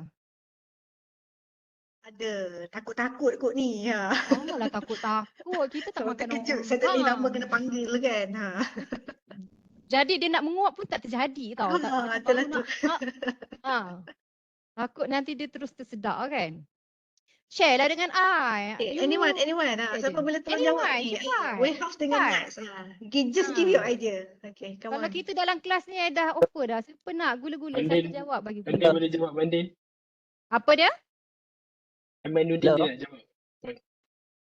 Macam tak berapa clear lah. Faris cakap apa Faris tadi? Sorry Faris. Clear tak? Cuba sebut balik kat Faris. Hello? Satu Ya, lagi ya. test. Saya nak cakap, Aiman dia nak jawab. Oh, dia nak kata Aiman nak jawab. Okey, Ah. sila. Sila Aiman. Saya tak pasti jawapan saya betul tak. Boleh dengar tak? Okey, macam tu kita bagi Aiman cakap pasal warehouse, Faris cakap pasal data mart. Okey, You. data warehouse ni dia simpan data dalam structure format. Okey, kita try. Okey, kita try dulu. Okey, Faris, data mart tu apa? Tak, saya data mat yang structure bentuk. So, data warehouse tu tak unstructured ke apa maksudnya? Ni jawapan depan mata. Apa? Paling kita nampak yang I cakap buang perkataan data tu. You nampak warehouse. Warehouse tu apa? Gudang kan? Ke nak sebut gudang raya? Okay. Dan data mart. Mart tu alah you pergi 7E. Dengan compare, you pergi Warehouse. besar sikit lah. Besar. Besar. Data mart tu. Lotus. Macam Lotus. Kan? Lotus. Apa lagi? Apa Tesco lah ganti dengan Lotus kan? So you bayangkan? So maknanya warehouse tu something yang besar. Data mart ni mungkin sub lah. Kita kecil-kecil lah. So maknanya cara idea dia kita tengok kat sini. Okay. Dia is a repository of historical data that organized by subject to support decision makers. Idea dia dekat sini ialah dia menyimpan data yang lebih banyak lah. Data yang lebih banyak. And then bila kita kata lebih banyak tu maknanya dia lebih mahal lah. Lebih mahal dari segi penjagaan tu kena proper handle by the data management side. Manakala data mart ni pula low cost. Maknanya dia, for example kita ada satu team, satu department. Kita ada HR lah apa semua. Technical, non-technical. Okay, we have whole data. Tapi for example macam HR. HR dia tak minat nak tahu seismic data awak tu apa benda technical data dia tak berminat. Dia cuma berminat dengan you punya related personnel punya matter. Dan finance it's related dengan financial punya ni lah. So maknanya dia tak perlu ada data technical pun dalam dia punya database. So maknanya kalau kita kata data warehouse ni memiliki, mungkin kalau kita kata company tu besar maknanya semua. Tapi data mart ni lebih kepada spesifik kepada penggunaan tim tu sendiri. So maknanya lebih kecil lah. Okay. Dan bila kita kata lebih kecil tu untuk bina dia, untuk we build the data mart tu lebih cepat dalam masa beberapa bulan saja. Banding data warehouse ni it could take up more than 1 year untuk kita build data warehouse tersebut sebab dia melibatkan data yang sangat besar. Ya. Contoh kita nampak kat sini. Data warehouse ni besar dan pecahan dia boleh kita katakan data mart. Ya. And then we could see quickly the key differences between data house, data warehouse, ya, dan juga data mart. Data mart ni macam kita mention tadi, dia subset. Okay, kita tahu data warehouse ni ada data banyak, ada data yang banyak. So macam kita cuma berminat dengan personnel, data-data pekerja. So maknanya kita ambil mainly on data-data pekerja. Tapi data warehouse ni simpan repository data daripada pelbagai department dalam kita punya organisasi tersebut. Size dia pula, data mart is smaller lah, much smaller. Mungkin depends on company tersebut. Mungkin 100 gig, okay, lesser than that. Then data warehouse is bigger data, it could be up until petabyte, ya. So sangat besar. Scope dia adalah mainly our own scope.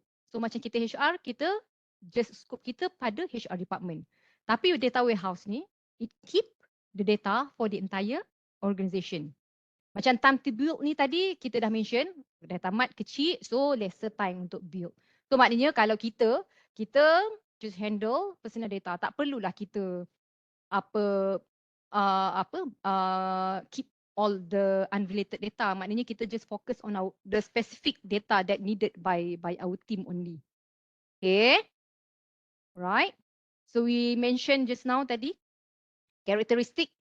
Tadi kita mention dia punya differences. Ni characteristic. Ya. Dalam you punya slide, organized by business dimension subject. Okay. And then online analytical processing, integrated. Okay. Dia lebih integrated lah. Maknanya kita simpan, bila kita simpan kita punya data tu ya. And then time variant, non-volatile, multidimensional. Okay. In terms of structure tadi you mention ada structure, tak ada structure. You tengok kat sini. Data warehouse or data mart uses multidimensional data structure. So maknanya dua-dua kena ada structure. Sama ada kecil atau besar je scope kita tu. Maknanya scope data warehouse tu lebih besar compare to data mart. Dua-dua kena ada structure. Kalau tak ada structure, nanti susah kita. So, structure is very important. Okay? Alright? So far data warehouse, data mart okay Okay. Alright. Okay, Okay, Tuan. good. Okay. Thank you, Tuan. Eh. Okay. Knowledge management, kita dah touch tadi. Data, information, data, information. Lepas tu kita ada knowledge dan kita ada wisdom. Tapi kita touch up until knowledge. So in order for us to manage the data, we need to have data management system. And in order for us to manage the knowledge, we need to have related knowledge management system. Kenapa kita perlukan knowledge management system? You bayangkan ya, you just imagine, kita dekat tempat kerja, kita ada seorang pekerja tu lah. Mungkin kita namakan, siapa kita nak namakan? Nama dia Aiman Faris lah, for example . So kadang-kadang kalau kita masa happy-happy, kita panggil Aiman.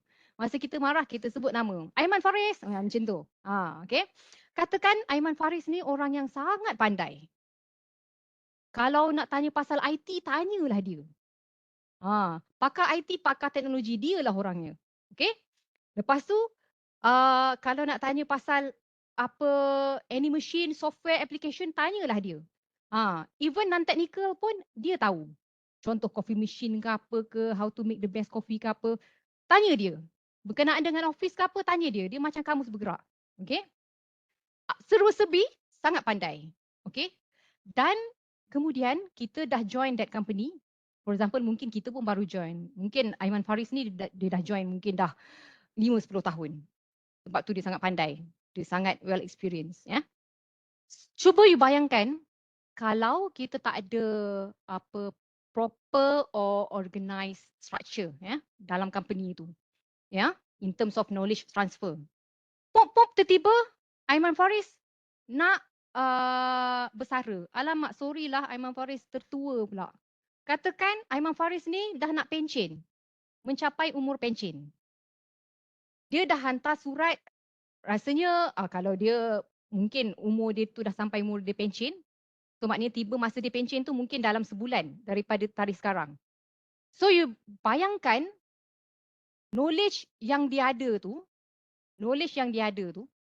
kalau kita tak do a proper transfer or proper data, what we call kita simpan knowledge tersebut, proper safekeeping of the knowledge, apa akan jadi? So lepas ni, alamak kalau nak tanya pasal application, nak tanya siapa? Faris Aiman dah tak ada. Takkan bila dia dah pension, dia tengah relax-relax kat kampung, kita nak kacau dia? Tak boleh. So nampak tak?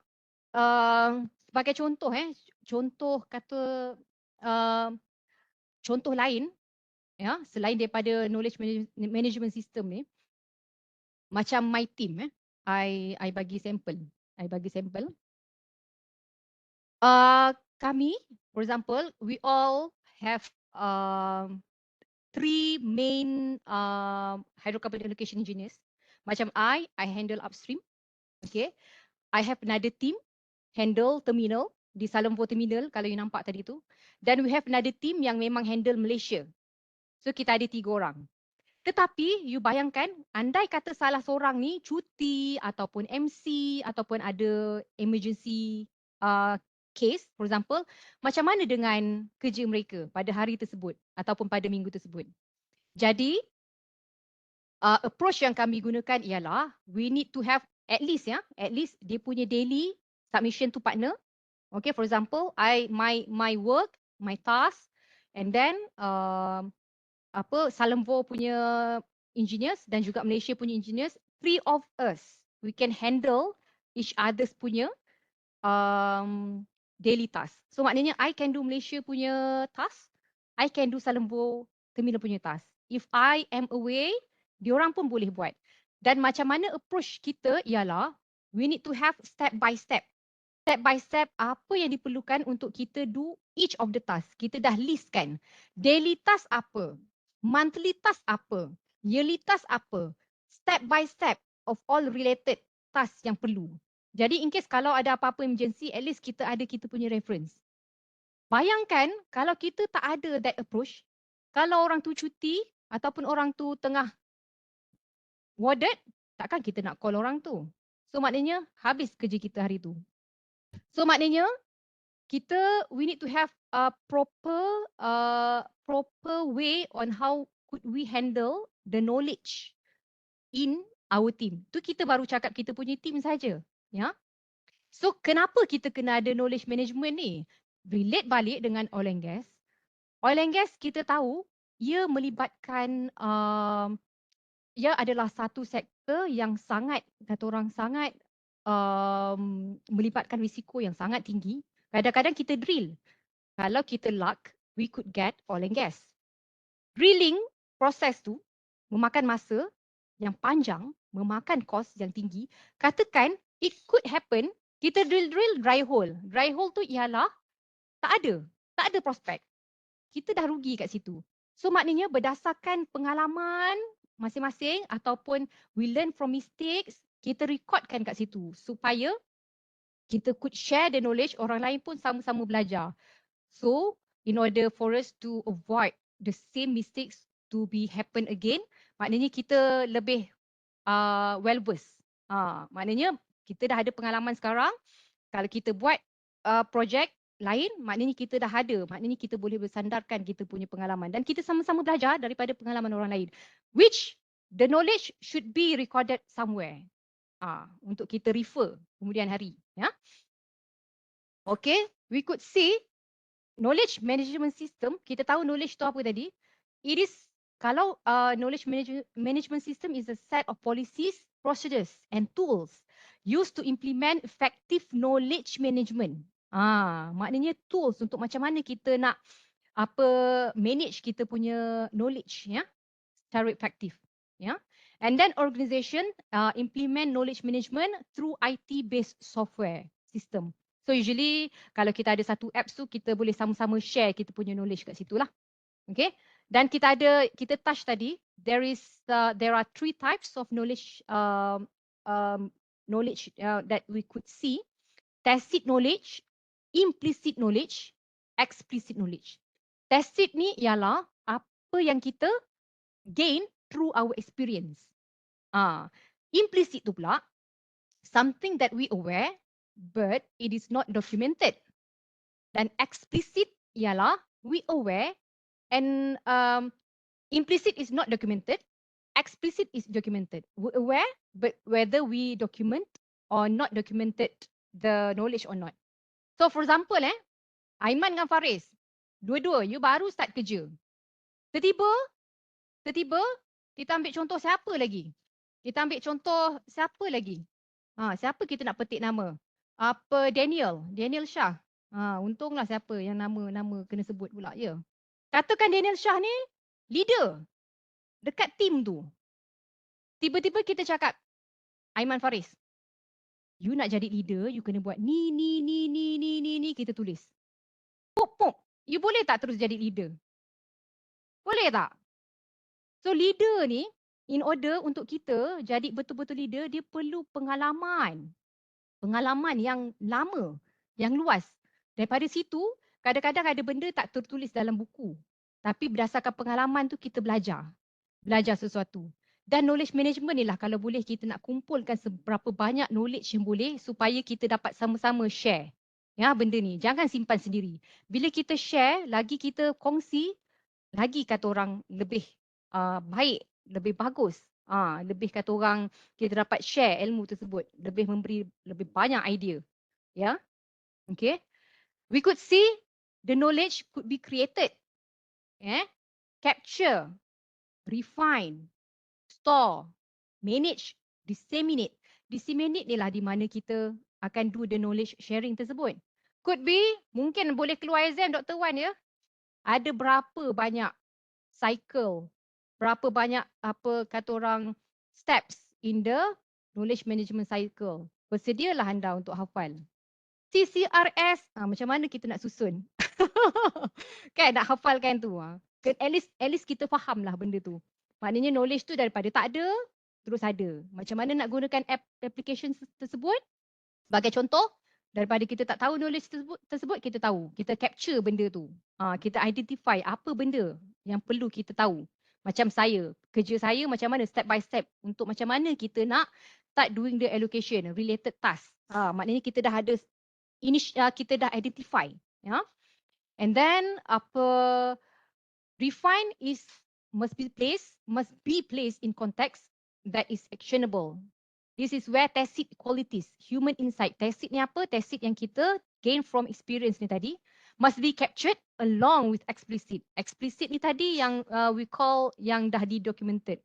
So kalau boleh kita nak dokumentkan seberapa banyak mungkin kita nak recordkan benda-benda ni. So that we could get what we call kita dapat lah dia punya what we call nak cakap sebutan tu kan tertiba tak terkeluar sebutan tersebut. Aman Faris, maknanya kita dapat lah dia punya faedah tersebut.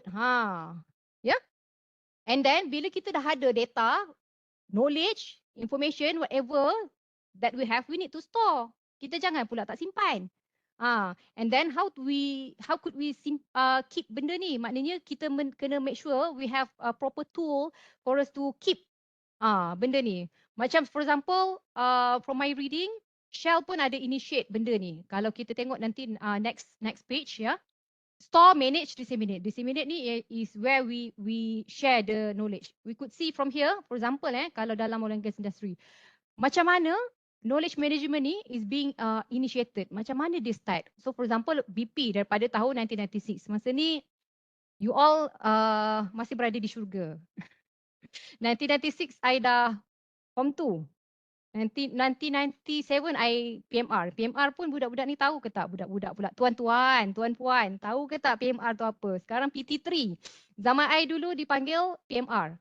So maknanya, we know that this industry is very costly, very risky. So maknanya we try to keep as much as possible knowledge. Ya.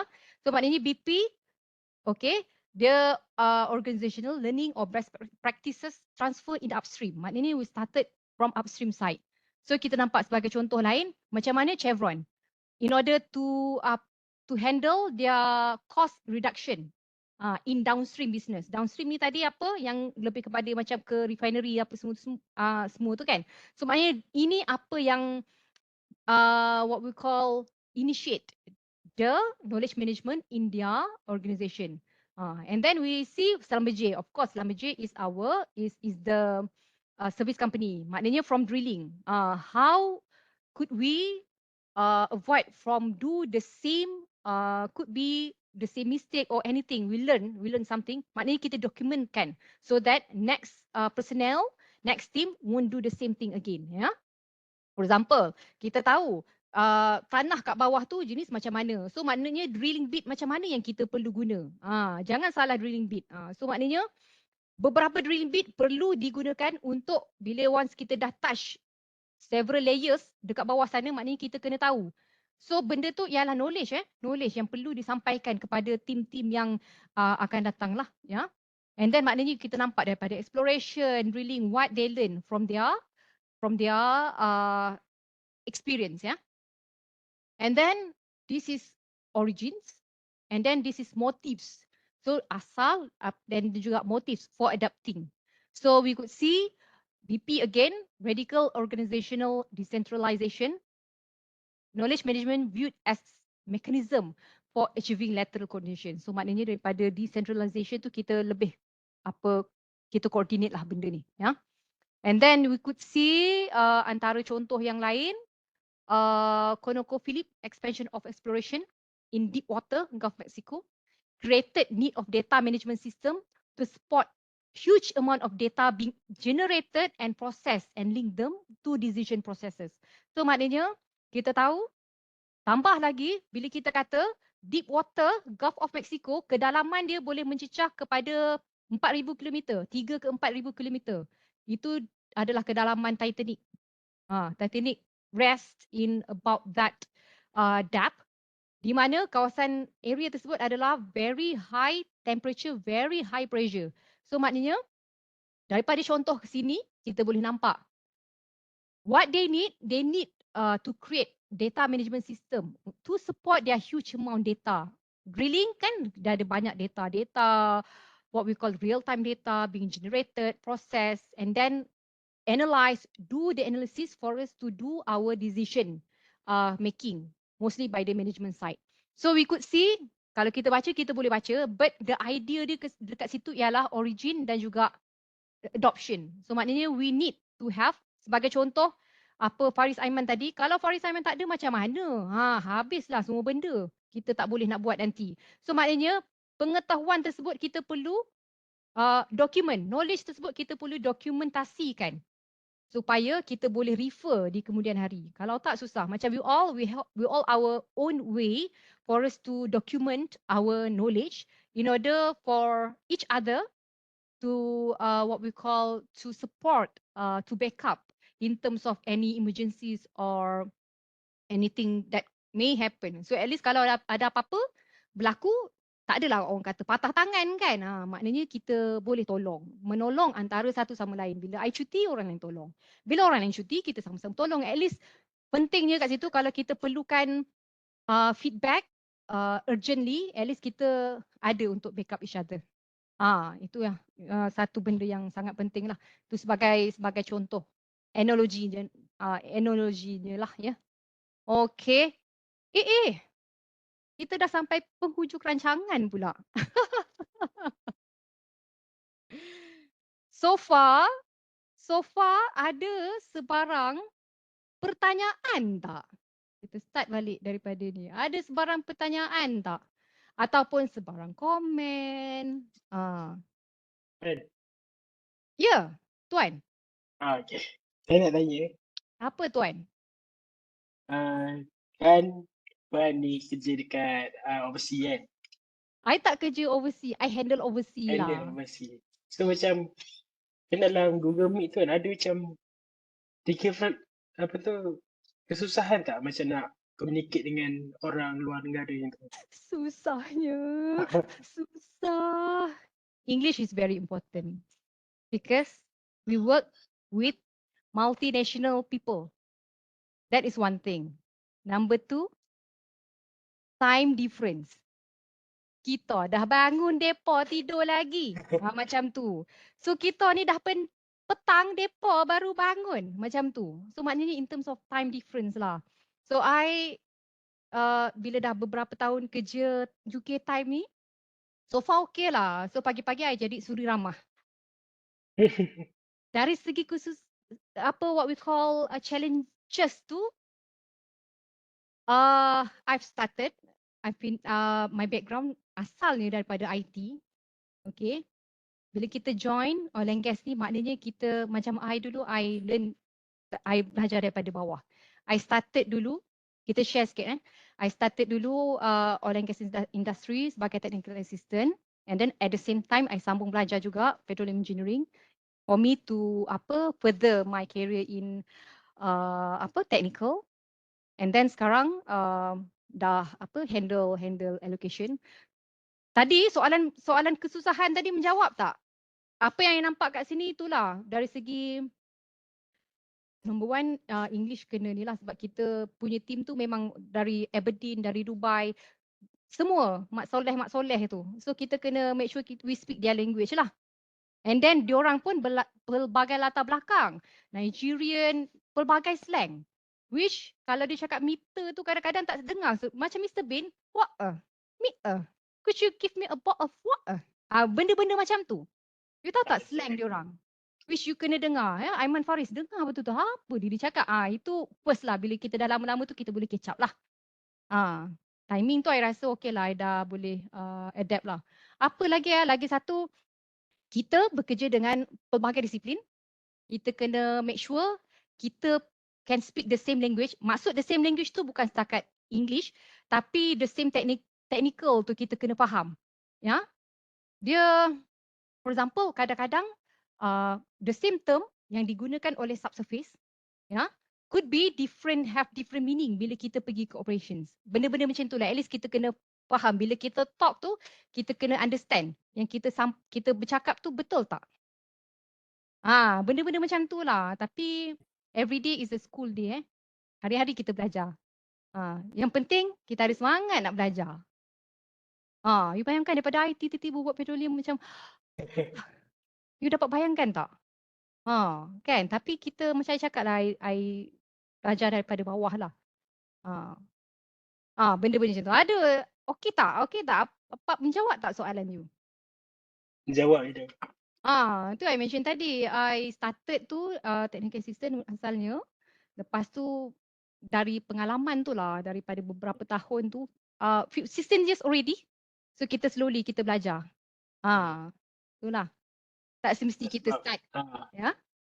Sebab kan setengah tu kan sekali kita belajar teori kan. So macam adalah interaktif terhadap macam mana nak communicate dengan orang. Setengah tu dia belajar teori je.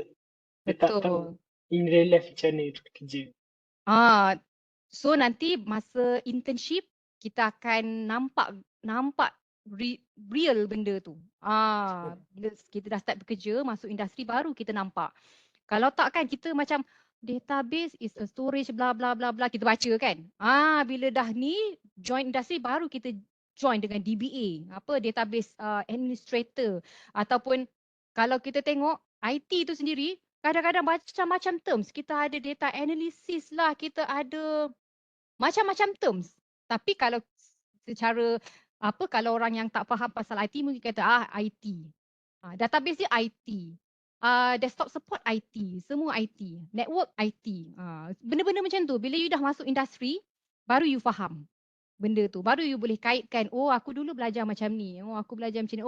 Ini bendanya baru nampak. Benda-benda macam tu. Okey.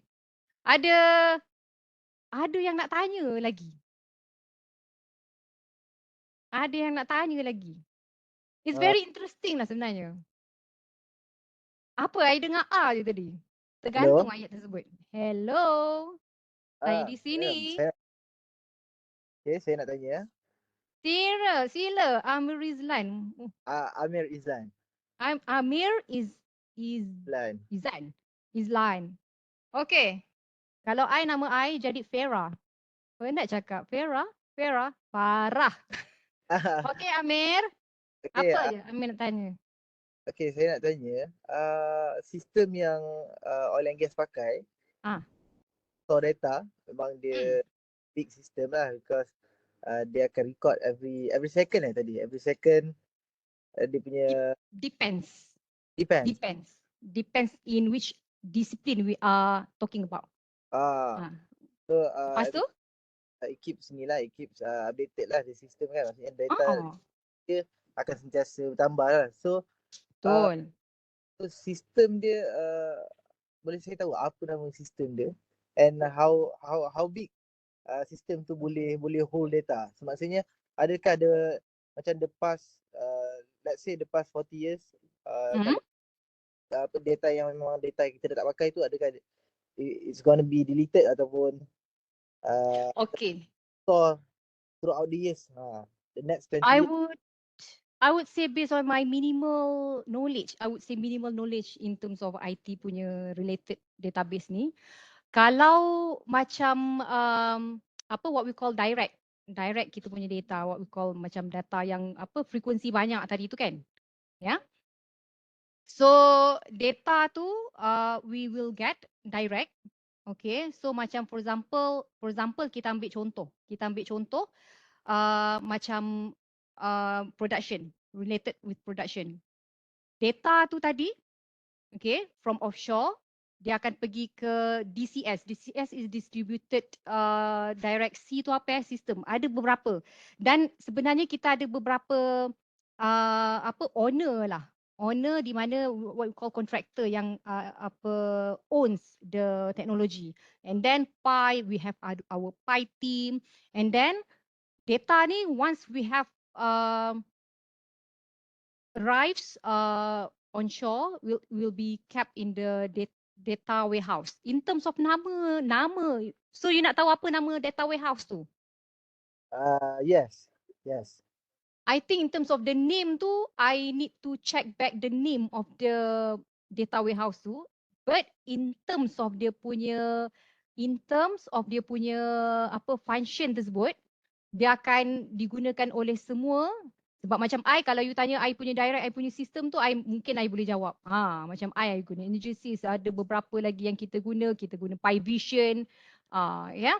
So maknanya daripada data warehouse tu, data flows to all of these related disciplines. Macam ourselves, okay, all of the data fit into the data warehouse ni tadi, okay, will be used for us to do our analysis, okay. And kalau in terms of analysis tu, kita ada Pi Vision, okay. Kita ada Power BI, Power BI. Power BI and also we have Pi Vision. Pi Vision for us to do our analysis. Macam usually production engineers kita pakai Pi Vision, okay. And then the rest of the team we can do our analysis. We can see graphically direct in terms of dia punya output daripada data tersebut. Kalau nama tu nanti I kena check dengan IT team. Apa nama data warehouse yang digunakan di UK. Could be I will check with UK and juga Malaysia punya team whether they use the same data warehouse atau tak, sebab kita ada dua team kat sini kan, Malaysia dan juga ni. Okay, it's a good question. I can check on the name of the tu. Kita kena gali pula apa data warehouse punya produk yang ada. Okay. Tapi in terms Allah of boleh share nanti in next session boleh. kan. Masa yang Next bulan session tu. kita akan jumpa lagi Yes. 2 minggu kita boleh ni. Itulah sebab Very good question. I dapat very good question. Tadi siapa yang tanya? Amir Izlan. Amir Izlan. Sebab kita pun dapat Dr. Wan call 2 minggu lepas. So I just share lah whatever kata orang from the surface yang kita boleh share. Ada apa-apa lagi tak? Thanks Amir Izlan. Tapi Anyone? sebenarnya ada banyak. Final question. Final question sebab kita pun dah pukul 12.28. Jadi final question lah kalau ada nak tanya. Okay, di samping tu I actually have shared the attendance link, okay, untuk semua para pelajar boleh tolong isilah, okay, Google Form tersebut sebagai bukti kehadiran untuk sesi kita. Alhamdulillah. Ada lagi soalan untuk Puan Farah Wahida? Ada sebarang soalan? Doktor kasih. Ada ke? Ada tak sebarang soalan lagi? Kita dah ramai daripada gentlemen. Where are the ladies? Mana Mana ladies Ya, mana ni? ladies Come ni? Ada ladies, seorang. Okay, come. come on. One question for our speaker. Amira Afrina. Aisyah, anak sulung saya nama Aisyah. Hariati ramai ni. Come on. Apa nak tanya Macam mana boleh terjebak dalam oil and gas Ah, industry? Ya. Macam mana daripada IT tiba-tiba oil and gas. Kalau ikutkan tim, nak tanya soalan ke? Kai tiba jawab soalannya belum dapat. Nak tanya tak? Apa nak tanya lagi? Tanya macam mana boleh ada connection, connection dah macam mana dapat kerja kat sana. Nak tahu. I tak guna Saluran kabel. apa? I tak guna kabel. Mungkin apa mungkin rezeki lah. Kita kemungkinan where we start tu mungkin not same as where we ended. Apa yang penting, tak kisah kita start di mana, tapi mungkin kita tengok perjalanan kita hujung tu. Mungkin kita tak tahu lepas ni I join industri lain pula kan. Tapi it would say I started in IT juga. I graduated 2004. Masa you all almost tahun 2 tu. Then I start bekerja jugalah. I ada start kerja di College PTPL, Marketing Exec. And then I ada kerja dekat Majlis Perpaduan Seremban, IT. Okay. And then technical consultant di Kota Damansara as a technical consultant. Dan pada masa tersebut saya nak sambung belajar di ITM. Di ITM. Okay. Where ceritanya nak dipendekkan cerita, saya sepanjang saya bekerja tu saya kerja contract basis and I was looking for permanent job. And then there was iklan dalam paper The Star. Masa tu I main apply, I tak tahu, I have zero knowledge on oil and gas. Macam you all lah, kita baru habis belajar, kita fresh, kita tak tahu apa-apa. Dan bila dia tengok position yang di-listkan tu, I had no idea apa itu petrophysicist. Saya nak sebut pun tak reti. Frankly, saya cakap petrophysicist, geophysicist, apa benda geologist. Apa benda tu? Apa benda reservoir? I have no idea. Lepas tu, apa I fikir masa tu, I was just trying to get a permanent job. Masa tu, position I nampak technical assistant. Itu je I faham. Frankly, to be frank. I tahu, okay, technical assistant. Okay lah kot, boleh lah try apply. Okay, tak tahu pun nama HES. Masa tu nama company tu HES.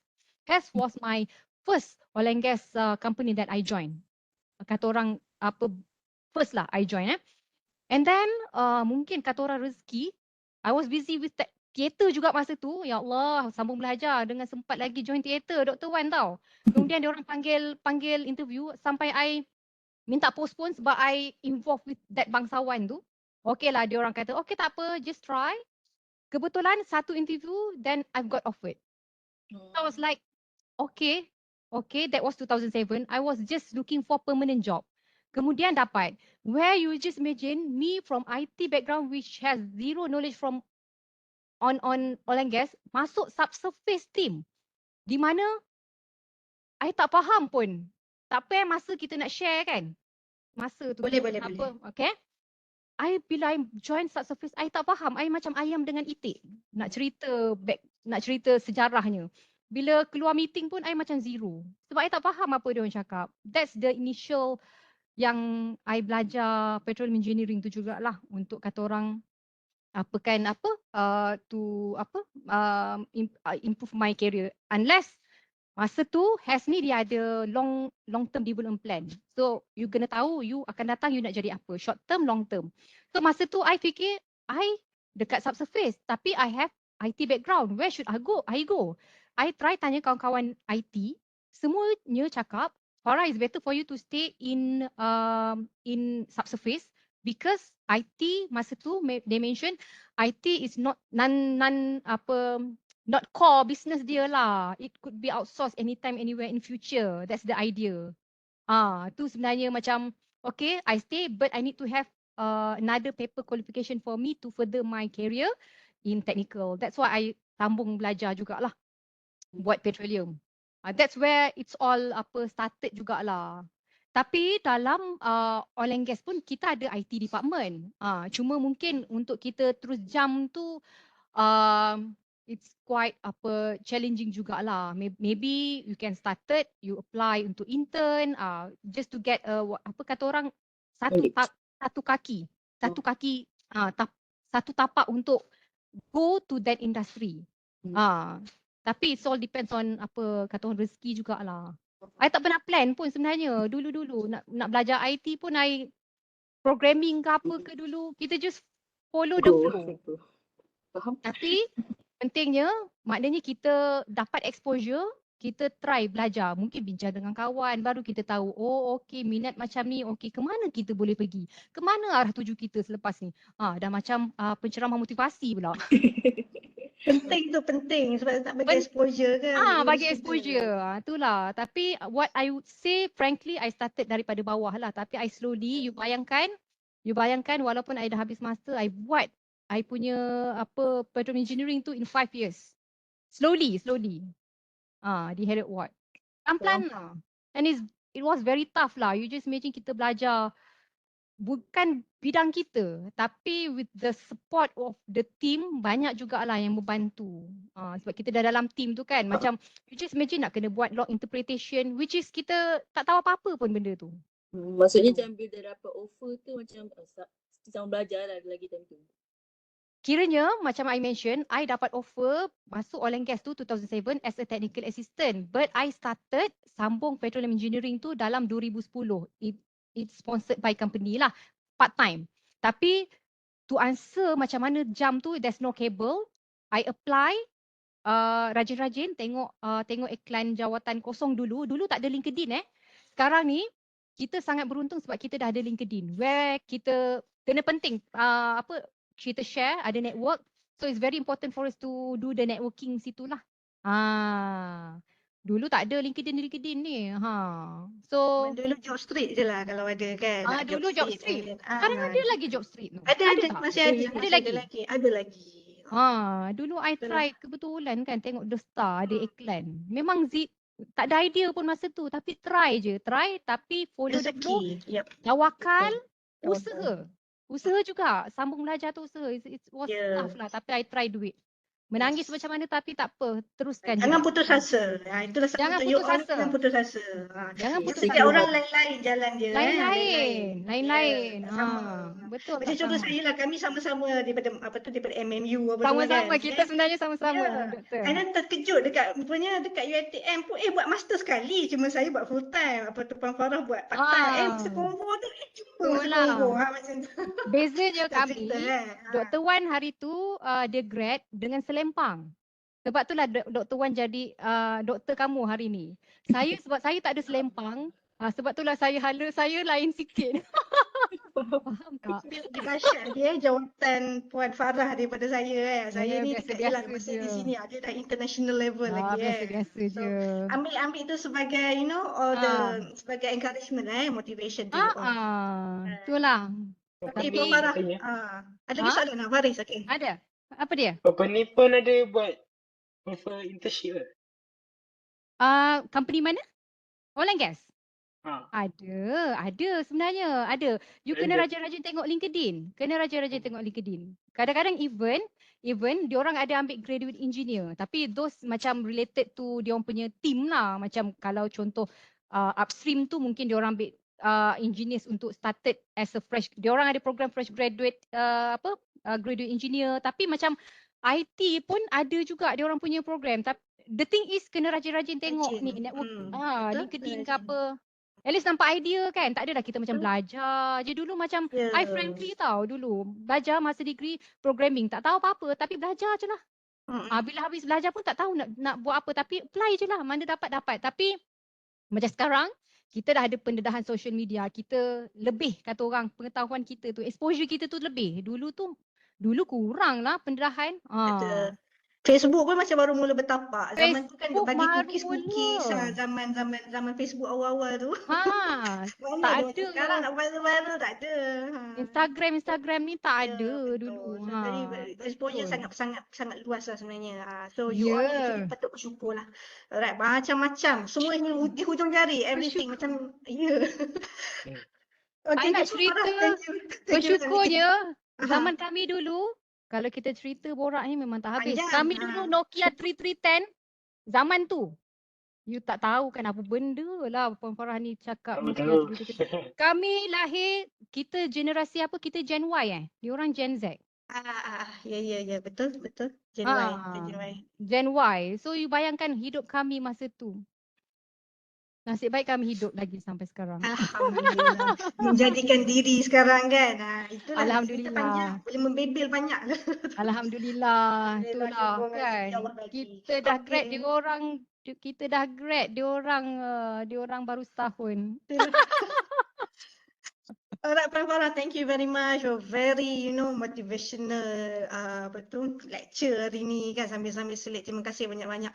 Okay, insyaAllah kita akan sambung our next session in 2 weeks lah, 2 minggu lagi pada 5 hari bulan. So harapnya semua pelajar-pelajar dapatlah gain all the, experience kan, dapat lihat all the knowledge from Puan Farah punya experience. Okay, last request from me, tolong buka semua kamera, kita tangkap gambar boleh sebelum you all lunch. Okay, come on, tolong. Semua yang ada ni Peace ni kita apa? tangkap gambar. Peace. Macam-macam. Ramai sikit. Tak ada nampak gambar diorang Come on, main everyone, mana cepat, ni. buka. Ilham, Haikal. Kena sayang ni, rugi tak buka kamera. Come on, everyone. Okay, ada lagi? Alright, baru Mana nampak. Aldia Seorang tu. Ardini? Diorang cepat-cepat nak capai tu nak pakai tudung, cepat-cepat nak ni kan. Cepat-cepat pakai Sikat tudung. rambut. I ni action je pakai kot ni. Tapi you tahulah kadang I kerja I pakai kain batik je kat rumah. Hari ni cuti kan? Hari Ahad kan? Hari ni cuti. Kerja sekolah. Oh iyalah kita kat sana kan Ahad kerja. Mana lagi Aliyah ni? Amir, tak ada ni yang girls ni. Ilham, Damia. Lagi. Come on everyone. Jangan Jom. segan-segan. Tak ada gambar. Comelote semua Mana lagi? Fatihah, Aidil. Mana lagi? Everyone. Mana lagi? Okay. Adam Zidani. Mana? Ain Nulisa. Apa kita belajar mana-mana IT is very good juga. Very good kata orang in terms of career wise. Yes. Tapi itulah kata orang ke mana rezeki kita tu nanti kita kita tawakal usaha. Betul. Itulah. Alright. Mana lagi? Ada lagi kan? Come on. 10 saat lagi. Come on. Saya nak dah screenshot lah. 10. 9. No, tak muka I ni. Okey dah tu. Okay. Alright, tak ada dah Okay. Alright, so kita start Okay, semua pandang kamera. Okay, say cheese. 1, 2, 3. Okay, sekejap Nanti boleh share tau. Boleh. Sekejap Alright, okay, another one. Okay, sekali lagi. Okay, freestyle. Okay, 1, 2, 3, say cheese. Alright, okay, terima kasih semua. Okay, kita tutup session kita dengan tasbih kifarah dan surah Al-As.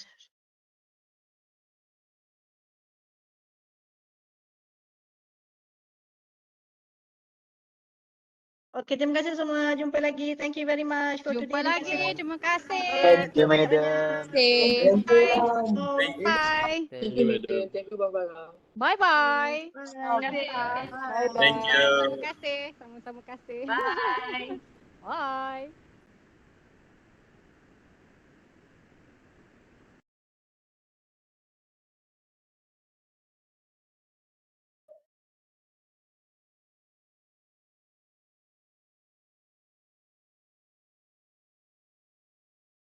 Ya, dah habis.